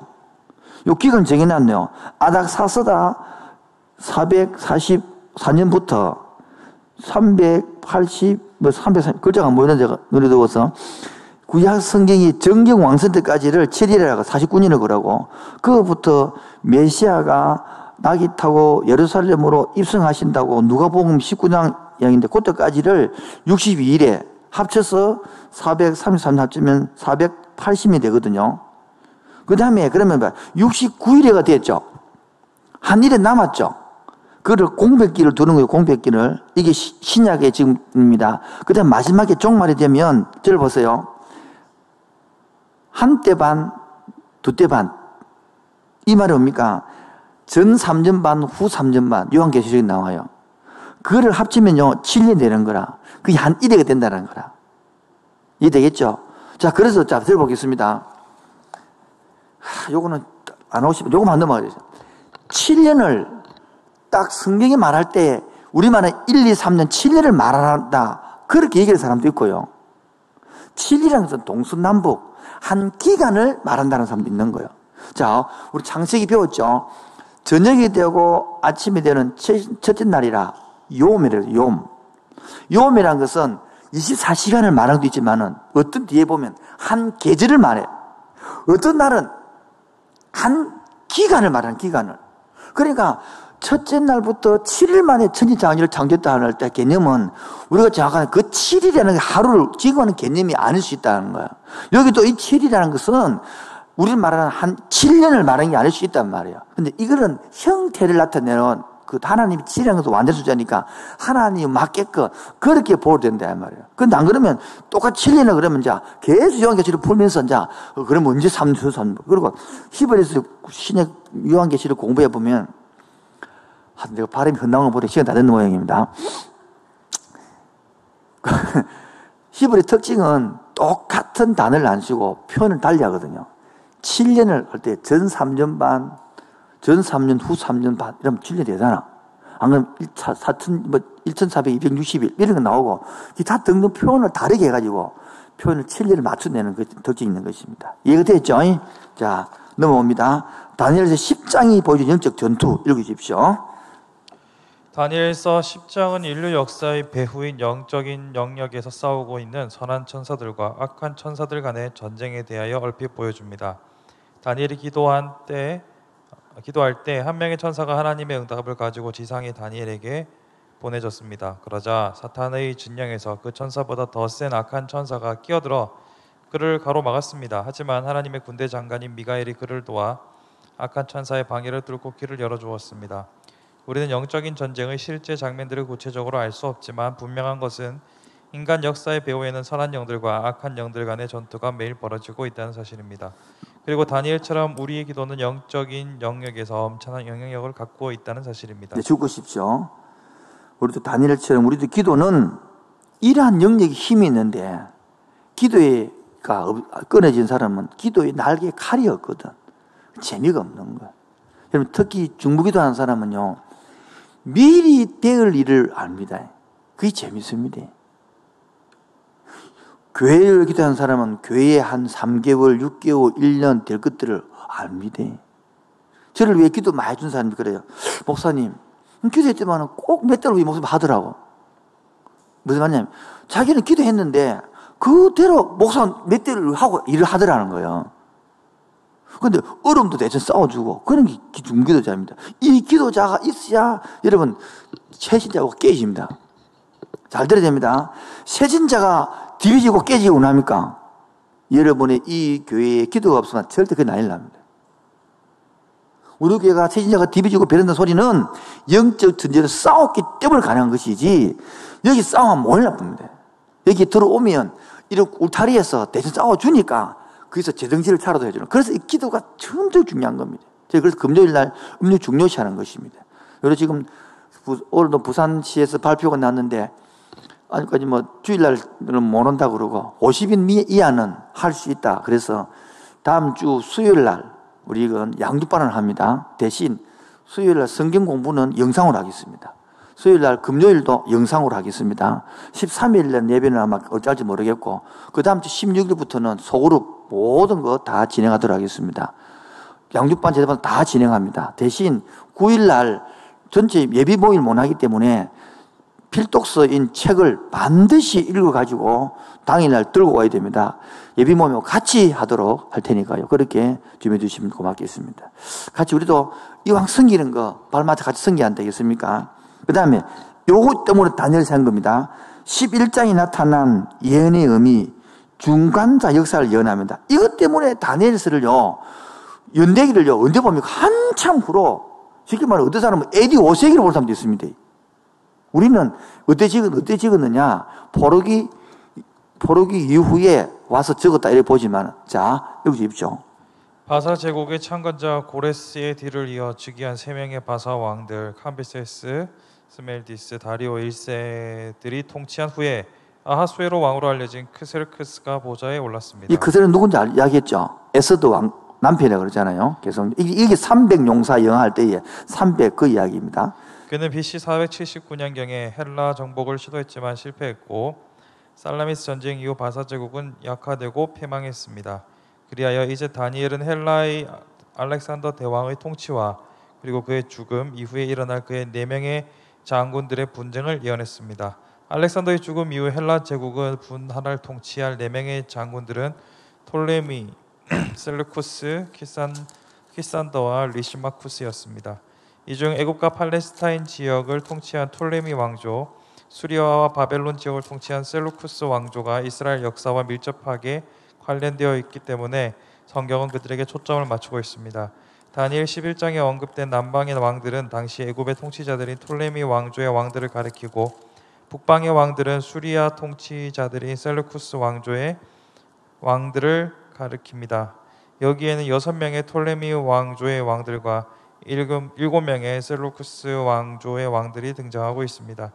그들의 동맹, 전쟁, 결혼 그리고 음모는 현실화되었습니다. 다니엘 11장 21절부터 45절 부분은 비천한 북방 왕에 의해 자행된 유대교 박해 사건에 관한 언급이 있습니다. 여기서 비천한 북방의 왕은 유대교 박해자로 악명이 높은 안티쿠스 에피파네스 4세를 가리키는데 그의 출세와 득세, 그가 자행한 극심한 유대교 박해 사건, 그의 교만과 우상숭배, 그리고 그의 최후 등의 내용이 다루어지고 있습니다. 이러한 내용들은 하나님께 대적하는 부패한 권력자의 횡포가 그 얼마나 파괴적인지 그리고 세상 권력자들의 권력이 얼마나 덧없는지를 잘 보여줍니다. 그러니까 이 앞에 될 일을 예언했다 그랬는데 너무 상처에 딱 맞아 떨어지니까 이게 어떻게 예언을 할 수 있노? 이렇게 이야기하는 것이겠죠. 그런데 자유신학자들은 그게 아니고 한참 후에 거꾸로 지나간 역사를 보여서 정확하게 이렇게 말하는 것입니다. 자, 아까 했던 그 표이자 그 이야기입니다. 자, 마지막 왕들 느부갓네살, 이거 다니엘의 4왕이 나오거든요. 느부갓네살 왕은 제국 바벨론입니다. 그때 세 친구 사드락, 메삭, 아벤노고 그 이야기 나오고요. 벳살살 왕이 나오거든요. 그것도 바벨론 왕입니다. 다니엘이 바벨론 제국 운명이 기록된 대개 우리 바신 손에 막 글 쓴 게 그게 바로 이 벳살살 왕이고, 그 다음에 다리오와 고레스는 메디파사 왕입니다. 다리오는 다니엘의 간신들의 사자굴 던져지는 걸 다뤘던 왕의 이야기고, 고레스는 고레 칙령에 의하여 바벨론의 포로로 돌아갈 때 이야기를 하는 것입니다. 구약 읽기가 끝났습니다. 대단히 고생하셨습니다. 계속해서 중간 가서 공부하도록 하겠습니다. 오늘 핵목짐 이깁니다. 신구약 중간사입니다. 신구약 중간사. 제가 엄청 학교를 준비 많이 해왔는데 시간이 이래 많이 간지 몰랐습니다. 다 같이 박수 3번만 치고 어깨 한번 펴고 쉬었다 하겠습니다. 자, 어깨 펴시고 좌우로 하나, 둘, 셋, 넷, 둘, 셋, 넷, 뒤로요. 어깨 한번 푸시고, 예, 돌리시고, 모두 다 고생하십니다. 자, 신구약 중간사. 자, 읽어주십시오, 목사님. 때가 차면, 목장 가야 되면 때가 차면. 자. 신약의 세계는 구약의 세계와는 많은 점에서 달라집니다. 그 변화는 바로 이 400년간의 중간기 시대의 변화에 의한 것입니다. 이 시대의 변화를 정치적 변화, 사회적 변화, 그리고 종교적 변화로 구분하여 살펴보고자 합니다. 그러니까 신약과 구약 한 400년이 되는데, 이제 말라기 끝나고 난 다음에 400년이 되는데, 그때는 성경의 내용이 적혀있지 안 적혀 있죠. 그래서 우리가 배웠죠. 세계사 있죠, 세계사. 그 세계의 역사를 가지고 공부한단 말입니다. 이 공부할 때에 눈에 보이지 않게 하는 일 안에서 일했단 말이에요. 그래서 지금 성경이 안 놓이니까, 그리고 세 가지로 정치적 변화를 읽겠고, 사회적 변화를 읽겠고, 세 번째는 종교적 변화를 읽겠단 말입니다. 첫 번째, 몇 가지, 첫 번째요? 정치적 변화. 두 번째는? 세 번째는? 자, 한번 해보겠습니다. 정치적 변화부터. 바사 제국이 그리스 알렉산더에 의해 BC 332년에 망하고 알렉산더가 이 지역의 패권을 잡습니다. BC 323년 알렉산더가 나이 33세 때 급사하게 되지만 그의 제국은 네 장군에 의해 분할 통치됩니다. 자, 잠깐만요. 우리 방송실에 보여줬던 지도를 하나 보여주시면, 여기 알렉산더가 전체를 잡았던 헬라 제국입니다. 자, 이스라엘 족이 있단 말이에요. 왕관이 있는데 있잖아요. 저기 알렉산드리아가 했던 저 헬라 제국들을, 자, 그래서 보면 저 눈이 나빠가지고 이 글자가 잘 안 보여서 책을 보면 빠를 것 같아요. 요걸 그림을 이해해야만이 우리가 같이 이해가 쉽습니다. 자, 이스라엘 5번 찾았죠, 5번. 예? 제일 먼저 우리 배웠던 게 아수르죠. 1번이잖아요. 거기 뭐습니까? 아수르의 북쪽이 망했단 말이에요. 북이스라엘 망했고. 2번, 바벨론의 뭡니까? 남쪽이 망했고. 그렇게 보면, 지도를 보면, 티그라데스, 유브라데스 보입니까? 그 위에 있는 것이 뭡니까? 아수르 넘기고, 그 끝에 있는 게 뭡니까? 바벨론이단 말이에요. 이게 갈대 우르단 말이에요, 그 사이가. 3번이 뭡니까? 페르시아가 뭡니까? 메데 파사 이야기잖아, 이어지잖아요, 여기. 이게 페르시아로 넘깁니다. 이게 알렉산더 대원 지역이단 말이에요. 그 다음에 네 번째가 뭡니까?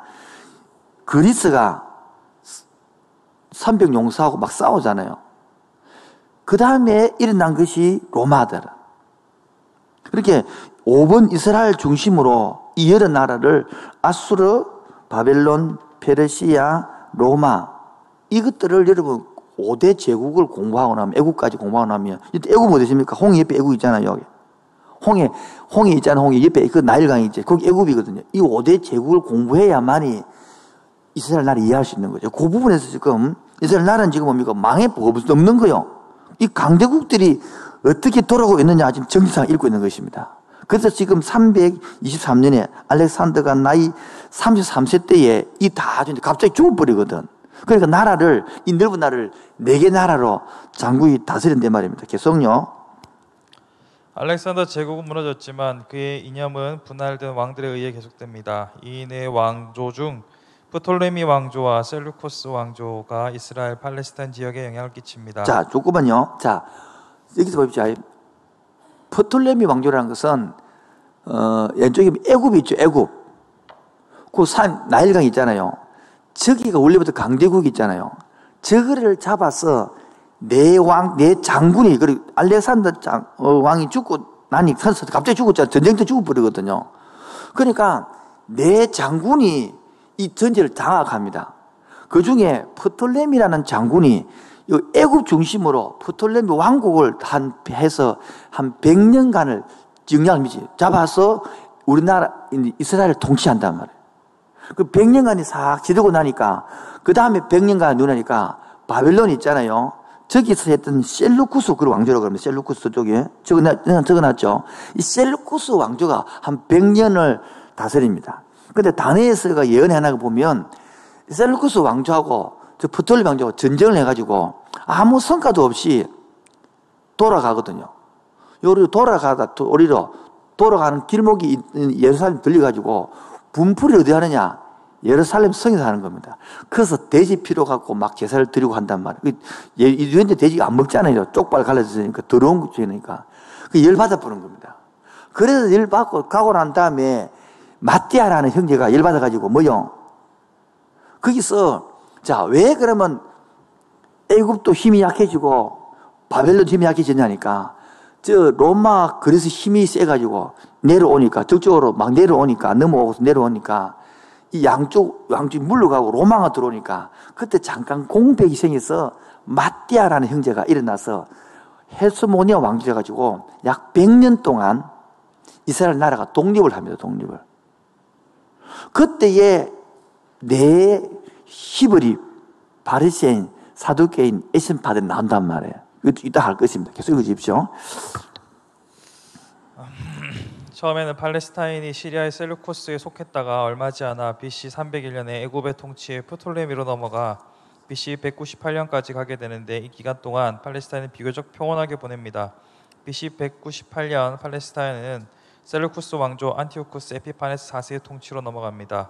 이 에피파네스는 이스라엘의 종교와 그들의 정체성을 포기하고 헬라 문화와 섞이기를 강요하지만 이스라엘은 완강하게 저항합니다. 에피파네스는 예루살렘으로 들어가 성전에 모세의 법에 의해 부정한 짐승으로 규정된 돼지의 제물로 바치고 제우스 신상을 성전에 배치하며 할례를 금하고 많은 유대인들을 노예로 팔아버리는 만행을 저지릅니다. 이에 격분한 당시 제사장인 마띠아와 그의 아들이 5아들이 중심이 되어 BC 167년에 반란을 일으키고 예루살렘을 탈환하고 성전을 회복하여 깨끗하게 합니다. 이것을 수전절이라고 합니다. 이 반란을 마카비 반란이라고도 하고 BC 63년 로마에 의해 다시 점령될 때까지 다시 잠시 독립을 얻게 되는데 이 시대를 하스모니안 시대라고 합니다. BC 63년에 이 지역은 다시 로마의 수중으로 넘어가 이 지역은 헤롯 가문에 의해 통치를 받게 됩니다. 헤롯 가문을 나중에 설명 시간 되면 해드릴게요. 자, 두 번째, 이때는 이 400년 동안은 사회적 변화를 보겠습니다. 자, 저를 보겠습니다. 하나님이 답답해서 말라기 말을 안 했죠. 말을 안 했잖아요. 그럼 하나님은 그럼 버리셨습니까? 그럼 하나님은 왜 했습니까? 이 일에서 하나는 저 보십시오. 알렉산더가 아까 지도 좀 놔두십시오. 지도를. 알렉산더가 이 전체 헬라 전체를 다 통일시켰으니까 문화도 통일되고 언어도 통일된 겁니다.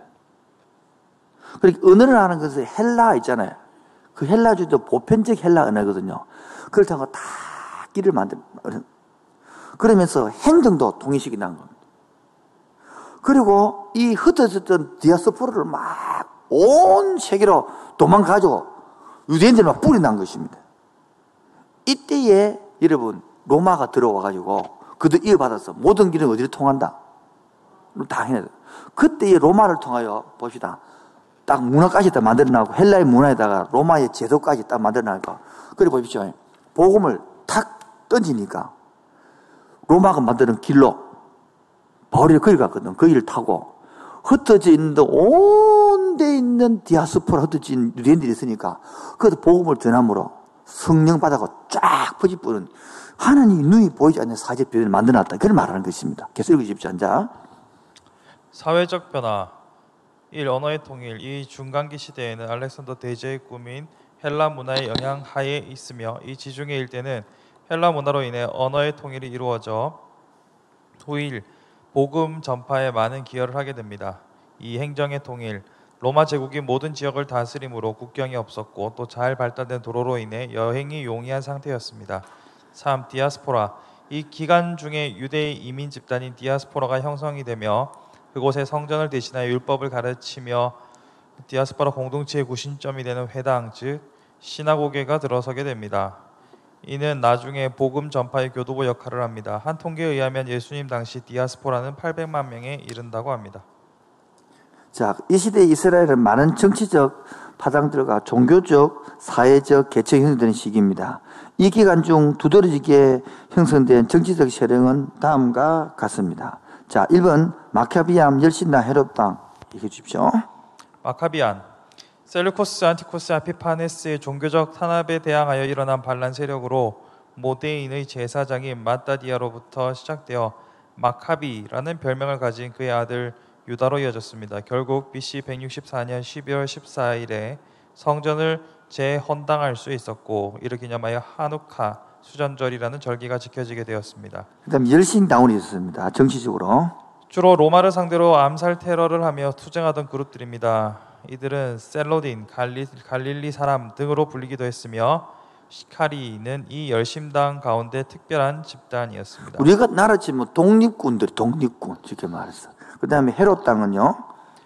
유대 지역 분봉왕인 에돔 사람 헤롯의 가문, 특히 헤롯 안디바를 추종하던 세력으로 정치적으로는 타협주의자요 실리주의자들이었습니다. 종종 사두 개인들과 동일시 되기도 했습니다. 자, 그 다음에 종교적인 변화는요. 아까는 정치적 변화, 사회적 변화, 이제 종교적 변화입니다. 자, 사두개파. 이때 여러분, 자, 제일 중요한 것을 보십시오. 아까 하스모니안 왕조를 해가지고 마태가 100년 동안 AD 163년, 163년까지 63년에 로마에 점령당하거든요. 그것도 한 100년 동안 그때에 다 만들어진 겁니다. 그때 나라가 잊어버리고 난 다음에 에스가라가 가르쳤던 그런 것들이 다시 회복되는 것이 사두개파, 여기 나오는 사두개파, 바리새파, 헷세파가 만들어진단 말입니다. 이 파를 모르면, 이 정치를 모르면 신약이 안 열립니다. 오늘 그거 공부하겠습니다. 계속요. 사두개파, 현실 타협주의자들로서 탐심을 종교적으로 위장하고 있는 무리들이었습니다. 이들은 다윗에 의해 세워졌던 사독의 후예라고 자칭하면서 마카비안의 변질된 후예인 하스몬 왕가를 지지하고 헬라화를 주장하면서 부와 권력을 추구했던 귀족주의적, 세속주의적 당파였습니다. 신학적으로는 육체의 부활이 없다고 보는 견해를 갖고 있었습니다. 이 바리새파, 사두개파와 달리 하스모니안 왕가가 세운 대제사장을 반대했으며 평민 중심이었고 경건주의자들이었습니다. 특히 부활에 대한 신학적 견해에 있어서는 사두개파와 정반대였습니다. 일명 백성의 선생으로 불렸으며 백성들의 지지를 많이 받고 있었습니다. 하지만 율법주의에 빠지면서 내면적으로는 세속주의를 지향하는 형식주의자들이 되고 말았습니다. 에스네파, 극단적인 경건주의자 하시디안들로 광야에 가서 집단 생활을 하던 무리들이었습니다. 세례요한이 에스네파의 일원이었을 것으로 생각됩니다. 이들은 사해사본이라는 인류의 귀중한 유산을 남겨주었는데 이것 외에는 그 당시에는 별로 큰 영향력을 미치지 못한 채 사라졌습니다. 따라서 이 400년의 기간은 하나님께서 침묵하고 계시는 것이 아니라 오실 메시아의 복음이 온 세계에 전파되어 하나님 나라 회복 운동에 활발하게 전개될 수 있는 여건 조성을 위해 역사하고 계신 겁니다. 자, 지도를 한 개 보여주십시오. 아까 했던 두 번째 지도 방송실. 이 지도 말고 이 지도. 자, 이 지도 보면 1번 보입니까? 1번. 그림 1번 보입니까? 1번이 어디 있죠? 예? 밑에 글자 보면 신구약 중간기에 일어난 사건 한눈에 보기. 옛날에 함께하는 교회에서 이 책을 가지고 성경 기초를 가르쳐 줬거든요. 한 10년 넘었는데 이 책을 가지고 요 책을 지금 이불로 내가 가져와서 옛날에 심지어 한 사람들 책 인지도 모를 것만 다 까먹어가지고 요거 했는 것인데 그 가져와서 했던 걸 내가 보여주는 것입니다. 신구약 중간기에 일어난 사건 먼눈에 보기, 한눈에 보기. 1번은 그리스에서 소크라테스와 왼쪽 1번 보이죠? 그리스 소크라테스와 플라톤, 아리스토텔들의 철학을 가르친다는 거예요. 이게 이 당시에 여기 보십시오. 저기 고린도입니다. 화살 끝이 고린도입니다. 여기 밑에 고린도. 거기 요 끝에가 고린도입니다. 그러니까 그 위에가 아덴이고 여기가 그리스 내용이거든요. 그 지동이니까. 그래서 이 많은 이런 사람들이 아테네 사고 에덴 사잖아요. 요 지역이단 말이에요.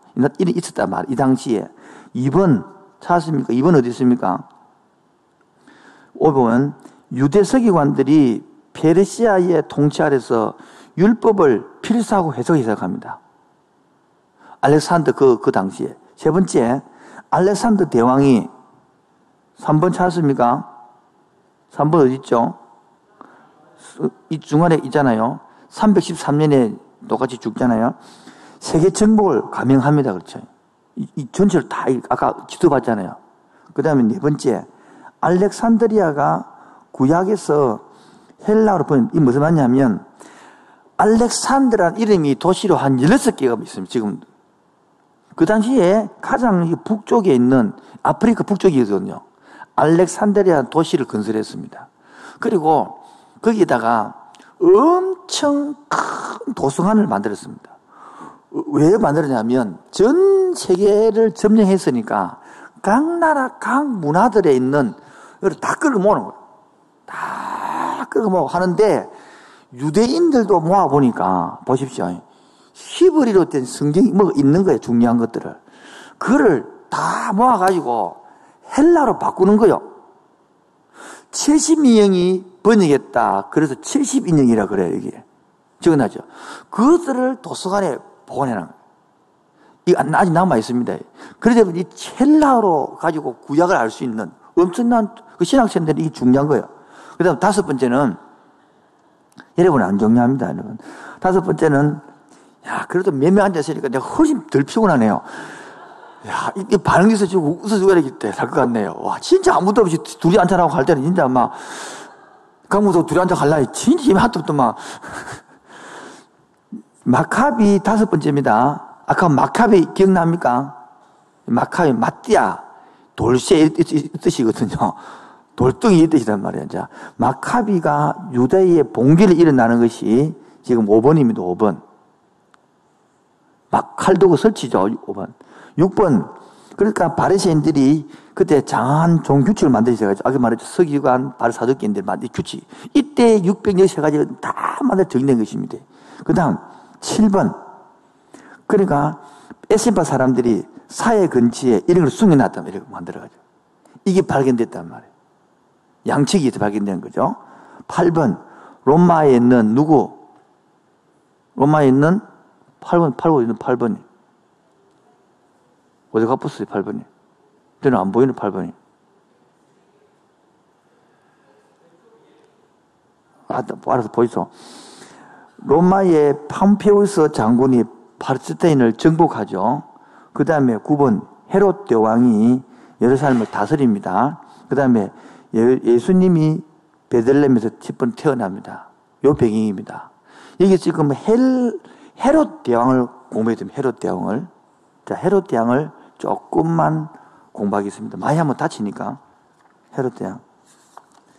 헤롯 대왕, 유목사님 조금, 강목사님 조금 설명하세요. 그냥 헤롯. 왜냐하면 헤롯 대왕이 있고, 예수님 사실 죽어버리거든요. 태어나기 전에. 그 헤롯, 예수님 닮은 헤롯은 그 아들 헤롯을 말합니다. 헤롯은 에돔 사람으로 정통 유대인이 아니었습니다. 그러나 그의 정치적인 수완을 통해서 로마로부터 팔레스타인 지역을 통치할 수 있는 지배권을 가져옵니다. 그리고 나서 예수님이 태어날 당시에 그가 힘으로 얻은 로비력을 통해서 얻은 왕자였기 때문에 새로운 왕이 태어난다는 것은 정치적인 위협으로 다가왔습니다. 그렇기 때문에 모든 태어난 아이들을 죽이고자 하는 시도를 했던 것은 그가 가지고 있었던 정치적인 불안 요소를 잘 보여주는 측면입니다.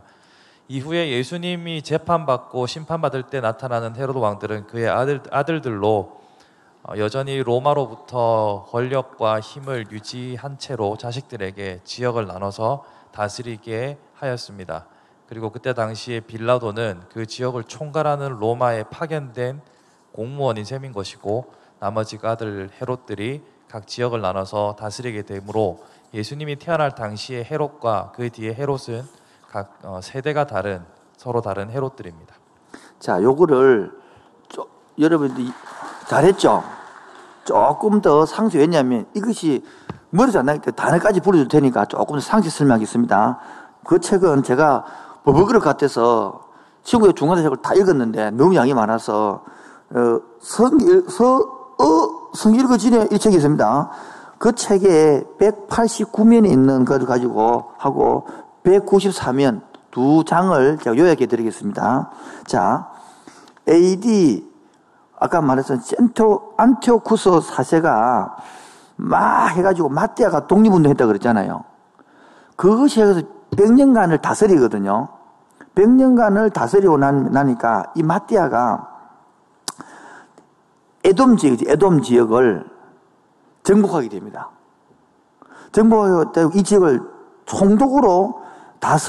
총독을 줬는데 그 사람이 바로 안티파스입니다. 안티파스. 근데 이 사람이 87, 83, AD 78에 사망하지만은 이 사람은 원래 에돔 사람이거든요. 이 안티파스가. 이 사람이 예수님을 죽이려던 헤롯의 할아버지입니다. 할아버지. 그래서 쉽게 말하면 어떻게 되냐 그러면 유다가 이 헤스몬 왕조에서 마띠아가 400년을 다스리면서 에돔 지역, 그 요단과 사이 동쪽에 있는 지역을 잡아서 총독을 세웠단 말이에요. 그 총독이 안티파스인데, 이 안티파스 가보십시오. 여러분, 총독이 되고 보니까 유대인들의 그 조그마한 나라에 붙어가 사는 게 좋겠어요? 한참 크고 있는 로마에 붙어가 있는 게 좋겠어요? 그래, 로마에 가지고 사바사바 해가지고 이 이스라엘 나라 전체에 지가 왕이 되어버린 거예요. 그게 헤롯입니다, 헤롯. 이해하시겠습니까? 근데 이 헤롯은 대헤롯, 따라 대헤롯. 적으십니다. 이 답은 대헤롯. 두 번째, 아켈라오. 좀 방송에 적어주십시오. 3번째, 빌립. 4번째, 헤롯 안티파스. 5번째, 헤롯 아그리빠. 이걸까지 알아야 마태복음부터 사도행전까지 열립니다. 다시 합니다. 따라서 헤롯. 이 헤롯에서 대헤롯. 그 다음에 아켈라오, 빌립, 헤롯 안티파스, 헤롯 아그리빠. 성경에 예수님이 탄생하실 때 대헤롯은 37년에서 비사년도의 헤롯이기 때문에 죽고 없습니다. 예수님이 탄생했던 30년 시대에 의하는 헤롯 안티파스를 헤롯이라고 합니다. 자, 왜냐하면, 자, 봅시다. 대헤롯이 죽고 나자 조그마한 나라의 땅덩이를 3등분으로 나눠줍니다. 나라를 몇 다고요? 3등분으로 나누는 겁니다. 하나는 갈릴리 지역, 하나는 유다 지역, 하나는 베들레헴 지역 나눠주는 거라. 마태복음, 그래서 지금 말하면 분봉왕이죠. 분봉왕. 이렇게 우리 왕이 하지만은 우리 여러분 이스라엘 나라를 우리나라 강원도 땅만 하다는 거 알고 있잖아요. 이스라엘 땅이. 그래서 3등분 나눴으니까 쉽게 말하면 군 3개 모아가지고 한 나라가 했다. 그거를 세 나라이다. 그래서 최종적으로 분봉왕을 헤롯은 대헤롯을 말하는 것이고 그 밑에 다 분봉왕이 되는 것입니다.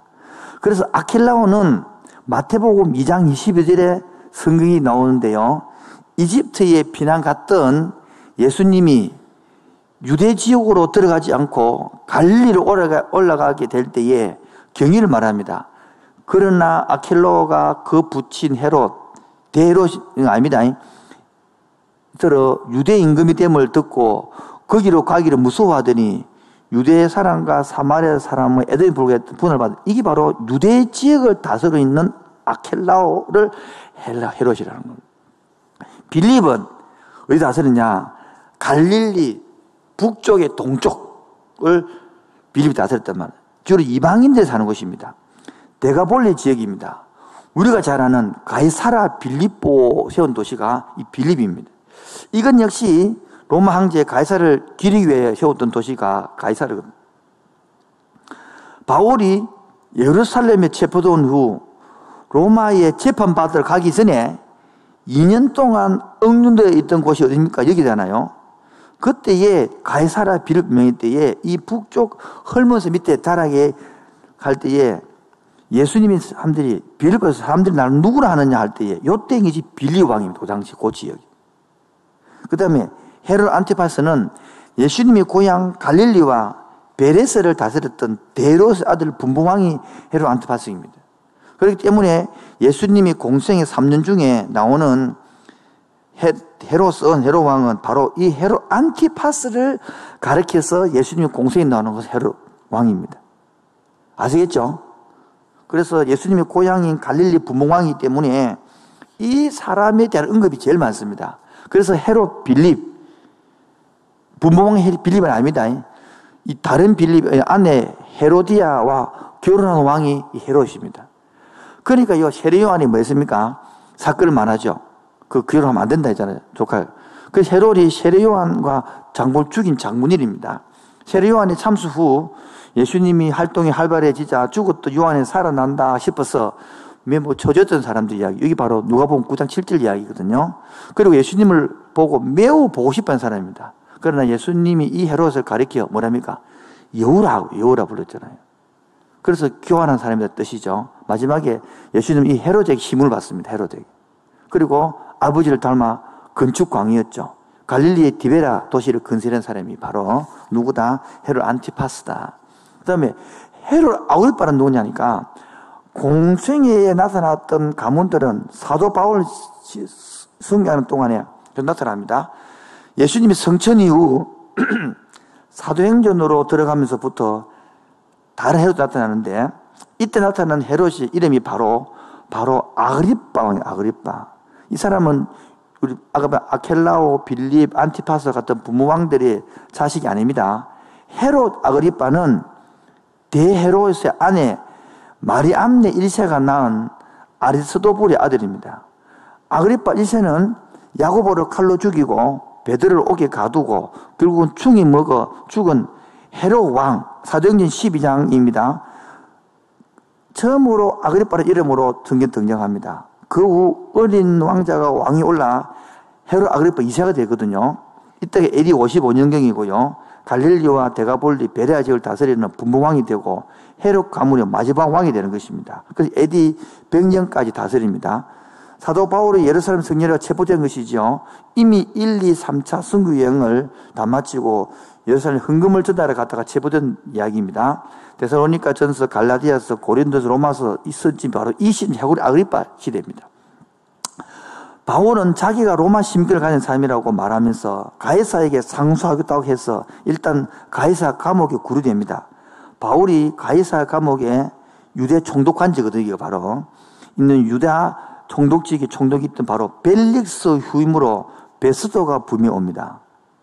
이 부임을 축하하기 위하여 아그리빠 2세가 가이사로 올 때에 이때 바울이 간증하게 되잖아요. 사도행전 때 간증 다 이야기했던 건데 전혀 틈는 앉아있으면 너무 당황스럽습니다. 그 유명한 바울의 개인 구원 간증이 아그리빠 2세 앞에 해진 것입니다. 이게 바로 사도행전 25장, 26장 이야기죠. 아그리빠 2세는 내가 적은 말로 나를 금하니까 나를 그리스도인 만들어 그러냐 이렇게 하잖아요. 이 사람이 가이사에게 호소 안 했으면 내가 넣어주실 것이다. 사도행전 26장 28절에 나오는 이야기 바로 이 사람이 헤롯 아그리빠입니다. 자, 그러면 더 중요한 게 있습니다. 구약, 신약 이야기에서는. 이 왕들은 이해됐죠. 왕이잖아요. 왕은 있지만은 중요한 것은 뭐냐면 총독이 문제입니다. 총독. 총독은 누가 보냈습니까? 로마에서 보냈잖아요. 그래서 이 총독이 로마의 직령의 분봉왕이 다스리지 않고 로마가 직접 다스리는 것이 예루살렘이거든요. 나머지는 분봉왕이 다스린다. 근데 총독은요, 예루살렘만 딱 다스린단 말이에요. 그러니까 분봉왕들이 뭡니까? 네가 고소만 안 했으면 예루살렘 안 올리러 가도 되는데 그 예루살렘에 오심 받으니까 바로 뭡니까? 로마로 간다. 파송을 가는 거예요. 그래서 예수님이 죽을 때는 그 당시 총독 누굽니까? 그 사도행전에 까물지 않는 누구요? 본디오, 빌라도. 그 다음에 아래 것은 사내들인 공이 나라집니다. 뭐라고요? 사내들인 공회가 뭐냐면 정치적으로 국회의원 쪽이 됩니다. 그러니까 하는 게 사내들인 공회입니다. 그 최고 유대인들의 최고의 기구죠. 이것들은 사법, 입법 다 있는데 행정 다 있는데 단 하나 생명만 죽이지 못합니다. 그래서 뭐냐면 예수님을 죽이지 못하니까 고소를 한 것입니다. 그 다음에 알아듣은 것은 대제사장. 대제사장은 침도 마르고 시간도 다 갔고 10시 넘어. 이 당시에 대제사장이 둘입니다. 왜냐하면 아론의 계율에서 아론의 계율인 레위인이 대제사장이 돼야 되는데 불구하고 아까 말한 처럼 돈 주고 유대인의 아랍부터 받은 대제사장 끈을 사고 온 사람이 있는데 그 사람이 예수님 당시 안나스라는 사람. 안나스라는 대제사장은 돈 주고 산 대제사장이에요. 물론 유대 공동체에 하나님의 사람으로 남은 자의 역할을 감당할 수 있는 사람들이 많았습니다. 우리가 아는 대로 나다나엘, 시몬, 안나 여기까지 있었지만은 이 당시에 이 헤롯 가문과 결탁해서 이 안나스가 돈 주고 사오으니까 예루살렘 요한복음 2장에 보면 제물을 드릴 때에 안나스 표가 안 지키면 양을 안 받아주는 거예요. 그렇게 거기서 안나서 밑에서 또 사두개인들 받아서 먹고 살고, 그래서 유대인들은 다 그러고 이래서 살고 있단 말이에요. 이 종교 이렇게 타락하고 부패해 봐요. 결국 뭡니까? 말라기서부터 예수님 올 때까지 정치, 경제, 사회, 문화에서 완전히 종교가 되어 있는 거예요. 그러면 헤롯의 성전은 뭐냐? 이 헤롯이 환심을 사기 위해서 만들어 지어준 거단 말이에요. 그래서 유대인들은 제3성전을 인정하지 않는 거죠. 그 당시에 예수님이 와서 갈릴리에서 사역을 해서 유월절을 맞이해서 예루살렘에 넘어와서 성전을 청결하면서 서기관과 사두개인과 대제사장들과 싸워가면서 사역을 하고 그들의 모함에 의해서 십자가에 죽으면서 마지막으로 그 십자가에서 안 죽어도 되는데 이런 사회를 정치로 로마를 회복하는 것도 아니고 하나님 말씀으로 자신이 죽음으로써 하나님 나라를 드러내는, 그렇게 예수님이 십자가 죽음으로써 하늘을 완성하는 그게 신약의 지금 복음인데, 이 배경을 모르면 아까 제가 말한 헤롯 정치, 경제, 사회, 문화를 모르고 헤롯 가문 모르고 그 다음에 총독 모르고 산에 들인 공예 모르고 그 다음에 아까 말한 서기관 율법사를 모르면 답이 안 되는 거예요. 그래서 요거를 지금 알아야만이 신이 열린단 말입니다. 대충 이해되셨죠? 상징을 또 하다음에 하도록 이제 넘어갑니다. 신구약 대조표가 있습니다. 구약 성경, 신약 성경. 이거 신약, 여러분, 이 신약 시험, 이거 외우는 이구들. 소망, 구약은 소망은 뭐 였기를, 신약은 성취를 말하고, 구약은 창조주를 말하는 바면 신약은 구속주를 말하고. 해봅시다. 제가 구약 몇 신약하십시오. 전능하신 하늘을 말하면, 태초를 말하면, 영적 어둠을 말하면, 사탄의 승리를 말하면, 죄의 저주를 말하면, 사망의 근세를 말하면, 피의 제사를 말하면, 압제를 말하면, 율법을 말하면, 모형을 말하면, 외적 의식을 말하면, 십계명을 말하면, 예언을 말하면, 아시아의 대망을 말하면, 다곤의 상실을 말하면, 여러분 제가 이걸 나쁜 설교할 거라고 혼자요. 할 수 있는 거예요. 이제 알아듣는 거예요. 이걸 모르니까 자꾸 여러분 소망을 말하면 성취가 이해가 안 되고, 왜 창조주를 만든 구속주를 이잖아요. 구속주가. 특히 율법을 말하면 복을 말하고, 이게 인생자 뚫린단 말이에요. 이런 가지고 설교를 할 거단 말이에요. 그래서 말씀을 알아서 그 다음 단계로 넘어가는 과정을 하는 거예요. 자, 넘어가면 이제 신약을 이제 하나 할 것인데, 안지 10시 8분밖에 안 됐습니다. 우리 금요일 11시 마치기 때문에 상관없어요. 안지까지 시간 많이 남아있습니다. 끝까지 안 할게요. 빨리 마치 그러면요. 조금만 더 하면 돼. 이제 한 10분만 더 하면 마칠게요. 신약 성경, 자, 곽근 주제 보기 보세요. 제 왼쪽에 보면 성자의 사역 보입니까? 예? 그다음에 성령의 사역 보입니까? 그 사도행전이죠. 그 다음에 성부의 최종 사역 보입니까? 오른쪽 딱 보면 성자의 사역 해가지고 그리스도의 역사성 해가지고 누가, 마태, 마가, 누가가 나오죠. 복음 핵심이 요한복음 나오죠. 그 중에 뭡니까? 기독론, 빌립보 에빌 골문, 구원론, 히브리 야고보, 교회론, 종말론. 여기 딱 뚫린 뿌리야 신약이 뚫린단 말이에요. 자, 신약 분류에서 보는 구성론의 의미, 복음서가 칭의적이며 하나님 나라와 임재와 성취라면 서신서는 그 하나님 나라를 이루어가는 뭐요? 성화. 로마서 배웠잖아요. 삶의 길을 제시하는 거단 말이에요. 그래서 여러분 지금 서신서를 공부하고 있는 우리가 이제 한 개, 그중에 골로새 하고 있는 거예요. 그럴 때야 계시록에 하나님 나라 완성이 이루어 보여준단 말이에요. 그러면 끝이 요한계시록이죠. 그래서 신천지가 계시록을 잡아갖고 다 쏘긴단 말이에요. 제가 그래서 다음에 요거 좀 끝나고 나면 하루 만에 요한계시록을 딱 풀어줄게. 별로 안 좋아하는데 이거 와이 해줘야 재미사는데 하루 만에. 예.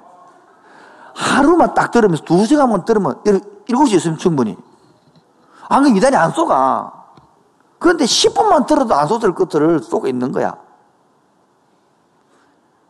10분만 들으면 돼, 10분만. 그래도 안 쏘가. 오늘 한번 해볼까요? 진짜요? 그럼 풀어봐요. 요한계시록 편집해봐요. 제발 답답 미치겠어요.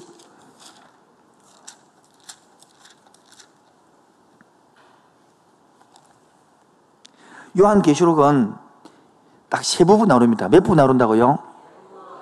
1장은 과거 이야기입니다. 과거. 하나님의 우리가 에스겔서에서 하나님의 형상을 봤죠. 그걸 그대로 갖다 놔온 1장입니다. 공부했잖아요. 뭐 네 바퀴가 있고 뭐 인자가 이렇게. 그 다음에 2장은 7교회 이야기입니다. 현재 이야기입니다. 이거 2장 7교회 알죠? 4장 5장은 미래, 4장부터 끝까지 미래 이야기인데 4장 5장은 천상 예배입니다. 예배. 예배 공부하면 4장 5장은 반드시 들어가야 되는 것입니다.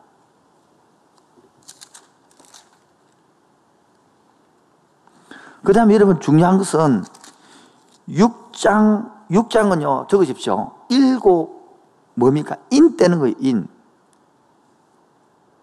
그 다음에 8장은 7 나팔입니다. 16장은 7 대접입니다. 끝입니다.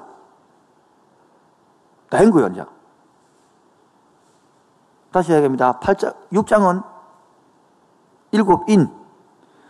6장은 7 인, 8장은 7 나팔, 16장은 7 대접, 끝. 그러면 갈로가 2개 있어. 그 갈로를 공부해야 돼요. 그 갈로가 뭐냐니까 7장이다. 7 인을 맞을 때에 14만 4천, 12 곱하기 12, 구약의 12지파, 신약의 12제자, 144조. 그다가 천은 엄청 많다. 14만 4천이란 말이에요. 그리고 입 맞은 숫자를 적어놓고 이 사람이 하나님이 구원받는 숫자다 이렇게 말한단 말이에요.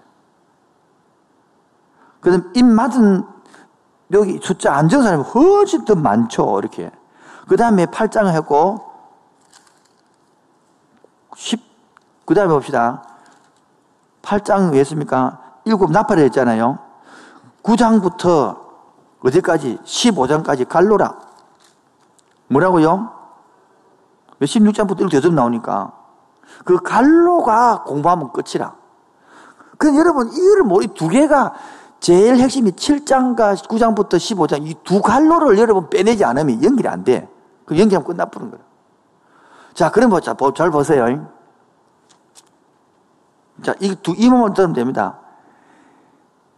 6장, 그 다음에 9장, 8장, 16장이 이어지는데 위에 있는 7장과 9장부터 15장 갈로, 이게 우리 세계고 요 밑에 이 땅의 세계네. 여러분, 이 땅의 세계를 보고 막 무서워하는 거야. 그리고 무서워 모를 우리는 아니니까 7장하고 9장부터 있는 그 내용 읽고 할렐루야라 점하고 있는 거지. 그래서 마지막에 7 대집이 끝나고 나니까 큰 음녀가 나오고 18장에 바벨론이 멸망하고 19장에 음녀가 심판을 받고 19장 11절에 그래서 재림을 하고 그래서 17장에 아마겟돈 때문에 전쟁이 난다. 그래 아마겟돈 전쟁이 나오잖아요. 그럼 20장에 천년왕국이 나오고 21장 시아너가 새 땅 끝. 이 중요한 것들을 몰라. 2개지 말 못해. 9장 말하는 7장에 있는 갈로 19장부터 15장에 있는 갈로 빼내보면 그 다음에 9장부터 15장 무슨 이야기냐 역사를 창세부터 쫙 되풀이해가지고 요약해 준 내용이거든. 그러면서 그 내용이 뭐냐면 이럽니다. 창세부터 쭉 요약을 해가지고 결국 예수님이 온다는 거야. 그 철장건자가 여러분 철 가지고 장독깨 얼마나 부서지겠어요. 그중 세상을 다스려 부숴낸다. 그 중에 이 교회는 음녀와 두 정인들이 싸운다는 거예요. 지금 말하면 요즘 말하면 돈과 믿음의 사람이 싸운단 말이에요. 그런데 거의 다 돈이 넘어간다. 그런데 순교한 사람들이처럼 믿음으로 살아가는 사람들이 있더라. 그 사람들이 입 맞아가요. 그게 그게 14장에 나오는 두 번째 입 맞은 사람 나오는 거거든요. 그 승리된 사람들이 하늘나라 들어가더라. 21장에 들어가더라. 그 내용이거든요. 그렇게 위로가 돼야 되는데 성경 구조를 모르면 막 죽인다 사고 막 입 맞는 이렇게 막 겁이 나가서 쪼리 부르는 거라. 이 위로 서신이 안 돼. 위로 서신 되는 거지. 다시 이제 앞으로 돌아와서 이제 다 시간 다 됐습니다. 돌아와서 이제 복음 시대. 자, 복음 시대. 복음 찾았습니까? 넘어옵니다. 마태복음. 자, 개요 시작. 증명했지만 거절당하셨고 죽었지만 부활하신 약속의 왕, 선은 족보와 탄생, 세례, 시험. 이해하시겠죠? 그 다음에 마태복음은 갈릴리 사역과 유대 사역으로 딱 나눠놨습니다. 이렇게. 마가복음은 제목이 뭡니까? 예수, 섬기는 종, 선은 네 가지 신분으로 모셔내는 예수, 하나님의 아들로서, 주로서, 능력 많은 이로서, 하나님의 나의 아들로서 딱 하는 것이 마가복음입니다. 마가복음은 하나님의 능력 사역, 일하는 사역. 두 번째는 비극적인 수수께끼 이렇게 해가지고 마지막 네 가지 승리가 16절이거든요. 일어나시고 나타나시고 성천하시고 역사하십니다 말이에요. 그 다음에 누가복음은 인자이신 예수님, 설명적인 선언이죠. 인자이신 예수님 소개하고 갈릴리 순회 사역을 하고 예루살렘 사역을 하고 마지막 비극과 승리 그래서 체포전 체포 후 이 누가복음 사상입니다.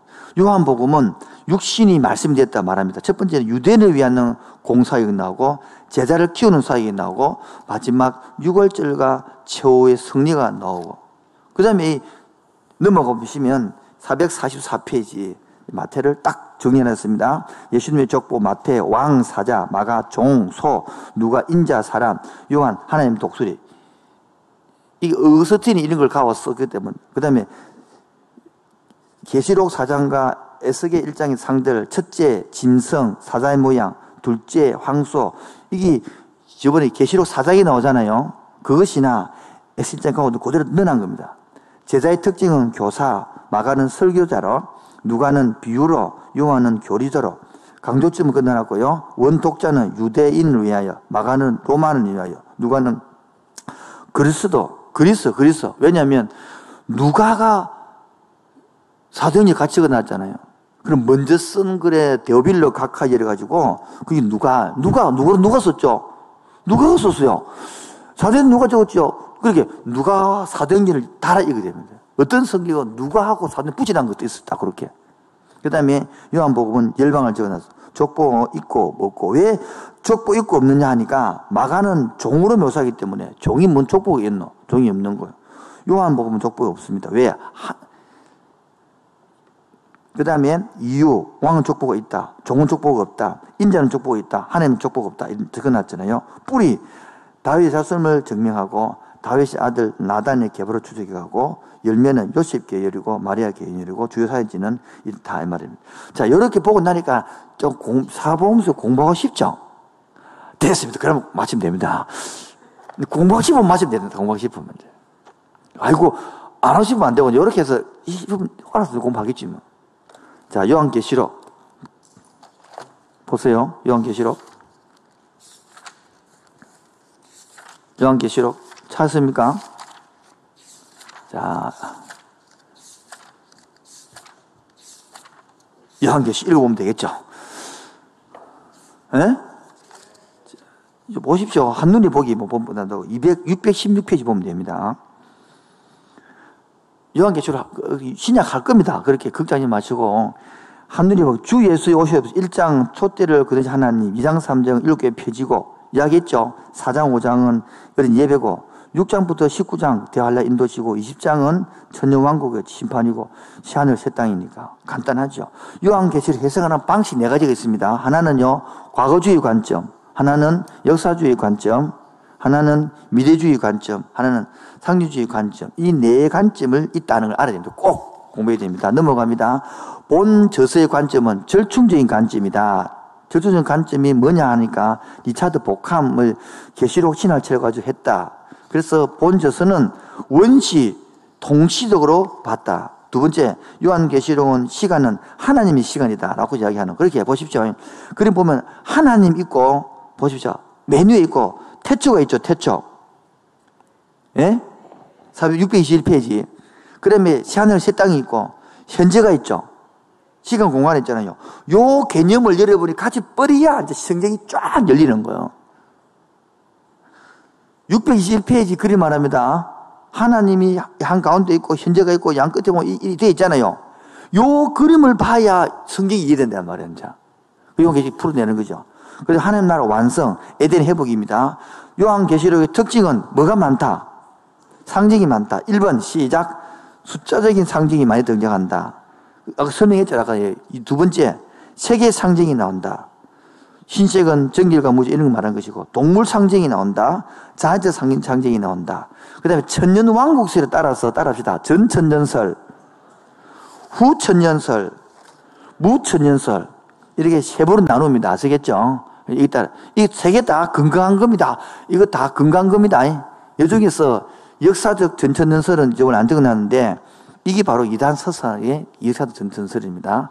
그거는 역사적 전천설은 뭐냐 하면, 요렇게 보면 됩니다. 우리가 창조시대, 족장시대, 그 다음에 무슨 시대? 출애굽 광야시대, 또 하나는 이 할 때에, 자, 창조시대는 하나님이 창조했죠. 직접. 족장시대 누가 있습니까? 각 족장이 일했잖아요. 하나님 기름 부어가지고. 아브라함에 기름 붓고, 기름 부었죠. 성령이 임해가지고. 그 다음에 출애굽 광야시대는 모세에게 기름 부고, 요수에 기름 부었었죠. 사사시대는 사사에게, 삼손에게 기름 부었었잖아요. 그러면 왕국시대는 사울에게 기름 붓고, 다윗에게 기름 붓고, 솔로몬 부었었잖아요. 분열 왕국시대는 각자에게 분홍하시고, 그래가지고 나중에는요, 예수님의 사복음 시에는 예수님이 기름 부었었죠. 그 다음에 초대교회 시에는 누구에게? 베드로에게, 바울에게 기름 부었잖아요. 마세 때는 누구에게 기름 부었냐? 이만희에게 기름 붓단 말이에요. 그 이만희가 말씀을 받아가지고 푼단 말이에요. 그리고 이만희가 뭐 됩니까? 하나님의 대표로는 거예요. 다 넘어가 버려요. 그런데 마지막 시대는 이만희의 기름 부정이 안 했죠. 말씀을 받은 자 그래요. 이긴 자 이렇게 이 주장 이긴 자가 나오고 이긴 자가 말씀을 풀거든요. 누가 이긴 자? 이만희 다 넘어가 버리는 거라. 이 역사적 전천설이 해석한 점이다. 넘어갑니다. 그래서 천년왕국에 관한 비교 후천년 넣어놓은 여기에 세대주의 전천설 넣어놨네요. 그 다음에 요한계시록 구조는 요한이 본 일, 이제 일, 당대될 일 나눠놓고 초대를 그런 예수님, 교회 일구주는 근면들, 위치들 지금 설명해 놨고요. 그 다음에 대환란, 일곱 나파 대접. 여러분들 스스로 이제 볼수 눈에 열려진 것입니다. 그 다음에 633페이지 보면 심판 시리즈의 구조가 나오는 것이죠. 여러분 앞에 이렇게 쉽게 해놓은 것입니다. 넘어갑니다. 요한계시록 12장, 16장에 나온 7가지 재앙투 보다가 그 다음에 천년왕국, 무천년설. 여기서 보는 전천년설과 무천년설 견해가 왜냐하면 한국 교회 전체를 요걸 따르거든요. 가장 많이 따른 것들이기 때문에 넣어놓은 것입니다. 넘어가서 시하늘과 새 땅, 여기 에덴 완전 회복 아닙니까? 저 보십시오. 저건 636페이지입니다. 창조 찾습니까? 1장부터 2장. 1장 2장이지. 3장은 타락인데, 타락이 잘못되네, 여기. 중간에 타락이 나와야 돼요. 그 다음에 구속이 나오고, 새 창조육이 와야 된단 말이에요. 쉽게 말하면, 저 보십시오. 창세기 1장, 2장이 창조죠. 3장이 타락이죠. 4장부터 요한계시록 20장까지가 구속 이야기라. 그래서 시하늘 새 땅 회복이란 말이야. 그래서 창조, 타락, 구속, 회복이야. 근데 여러분, 말은 4개인데 장수를 보십시오. 장수. 1장, 2장이 창조, 3장이 타락, 회복이 21장, 22. 여러분, 너무 뭐 안 맞잖아. 그래서 성경을 구속만하게 못 알아듣는 거야. 그래서 이 전체 4가지를 감을 잡아야 성경이 이해된단 말이야. 따라서 창조, 타락, 구속, 회복. 근데 창조는 1장, 2장. 3장은 타락. 회복은 요한계시록 21장, 5장 빼놓고는요, 다 구속이니까 어떻게 감이 잡을 끼고. 눈 감고, 여러분, 눈 감고 소경한테 엄청난 코끼리를 갖다 놔니까 만져보라고. 그래, 만져보니까 코끼리를 뭐 간다 이러니까 배를 만지면서 벽 같네, 이걸 하겠지 뭐. 다리를 만지면서 기둥이네, 이걸 하겠는 거라. 그러게 답이 기가 차는 거라. 눈 뜨가 봐야 전체가 보여지는데. 그래서 부분을 알면 이단 넘어간단 말이에요. 이 전체를 알고 나면 안 넘어간다, 이 말이겠죠. 자, 637페이지. 밑에 맨 마지막에 빨간 줄 다 같이 시작. 내가 진실로 속히 오리라 하거늘 아멘 주 예수여 오시옵소서. 수고하셨습니다. 아멘 이라는 거였는데. 박수 한번 하겠습니다. 아유.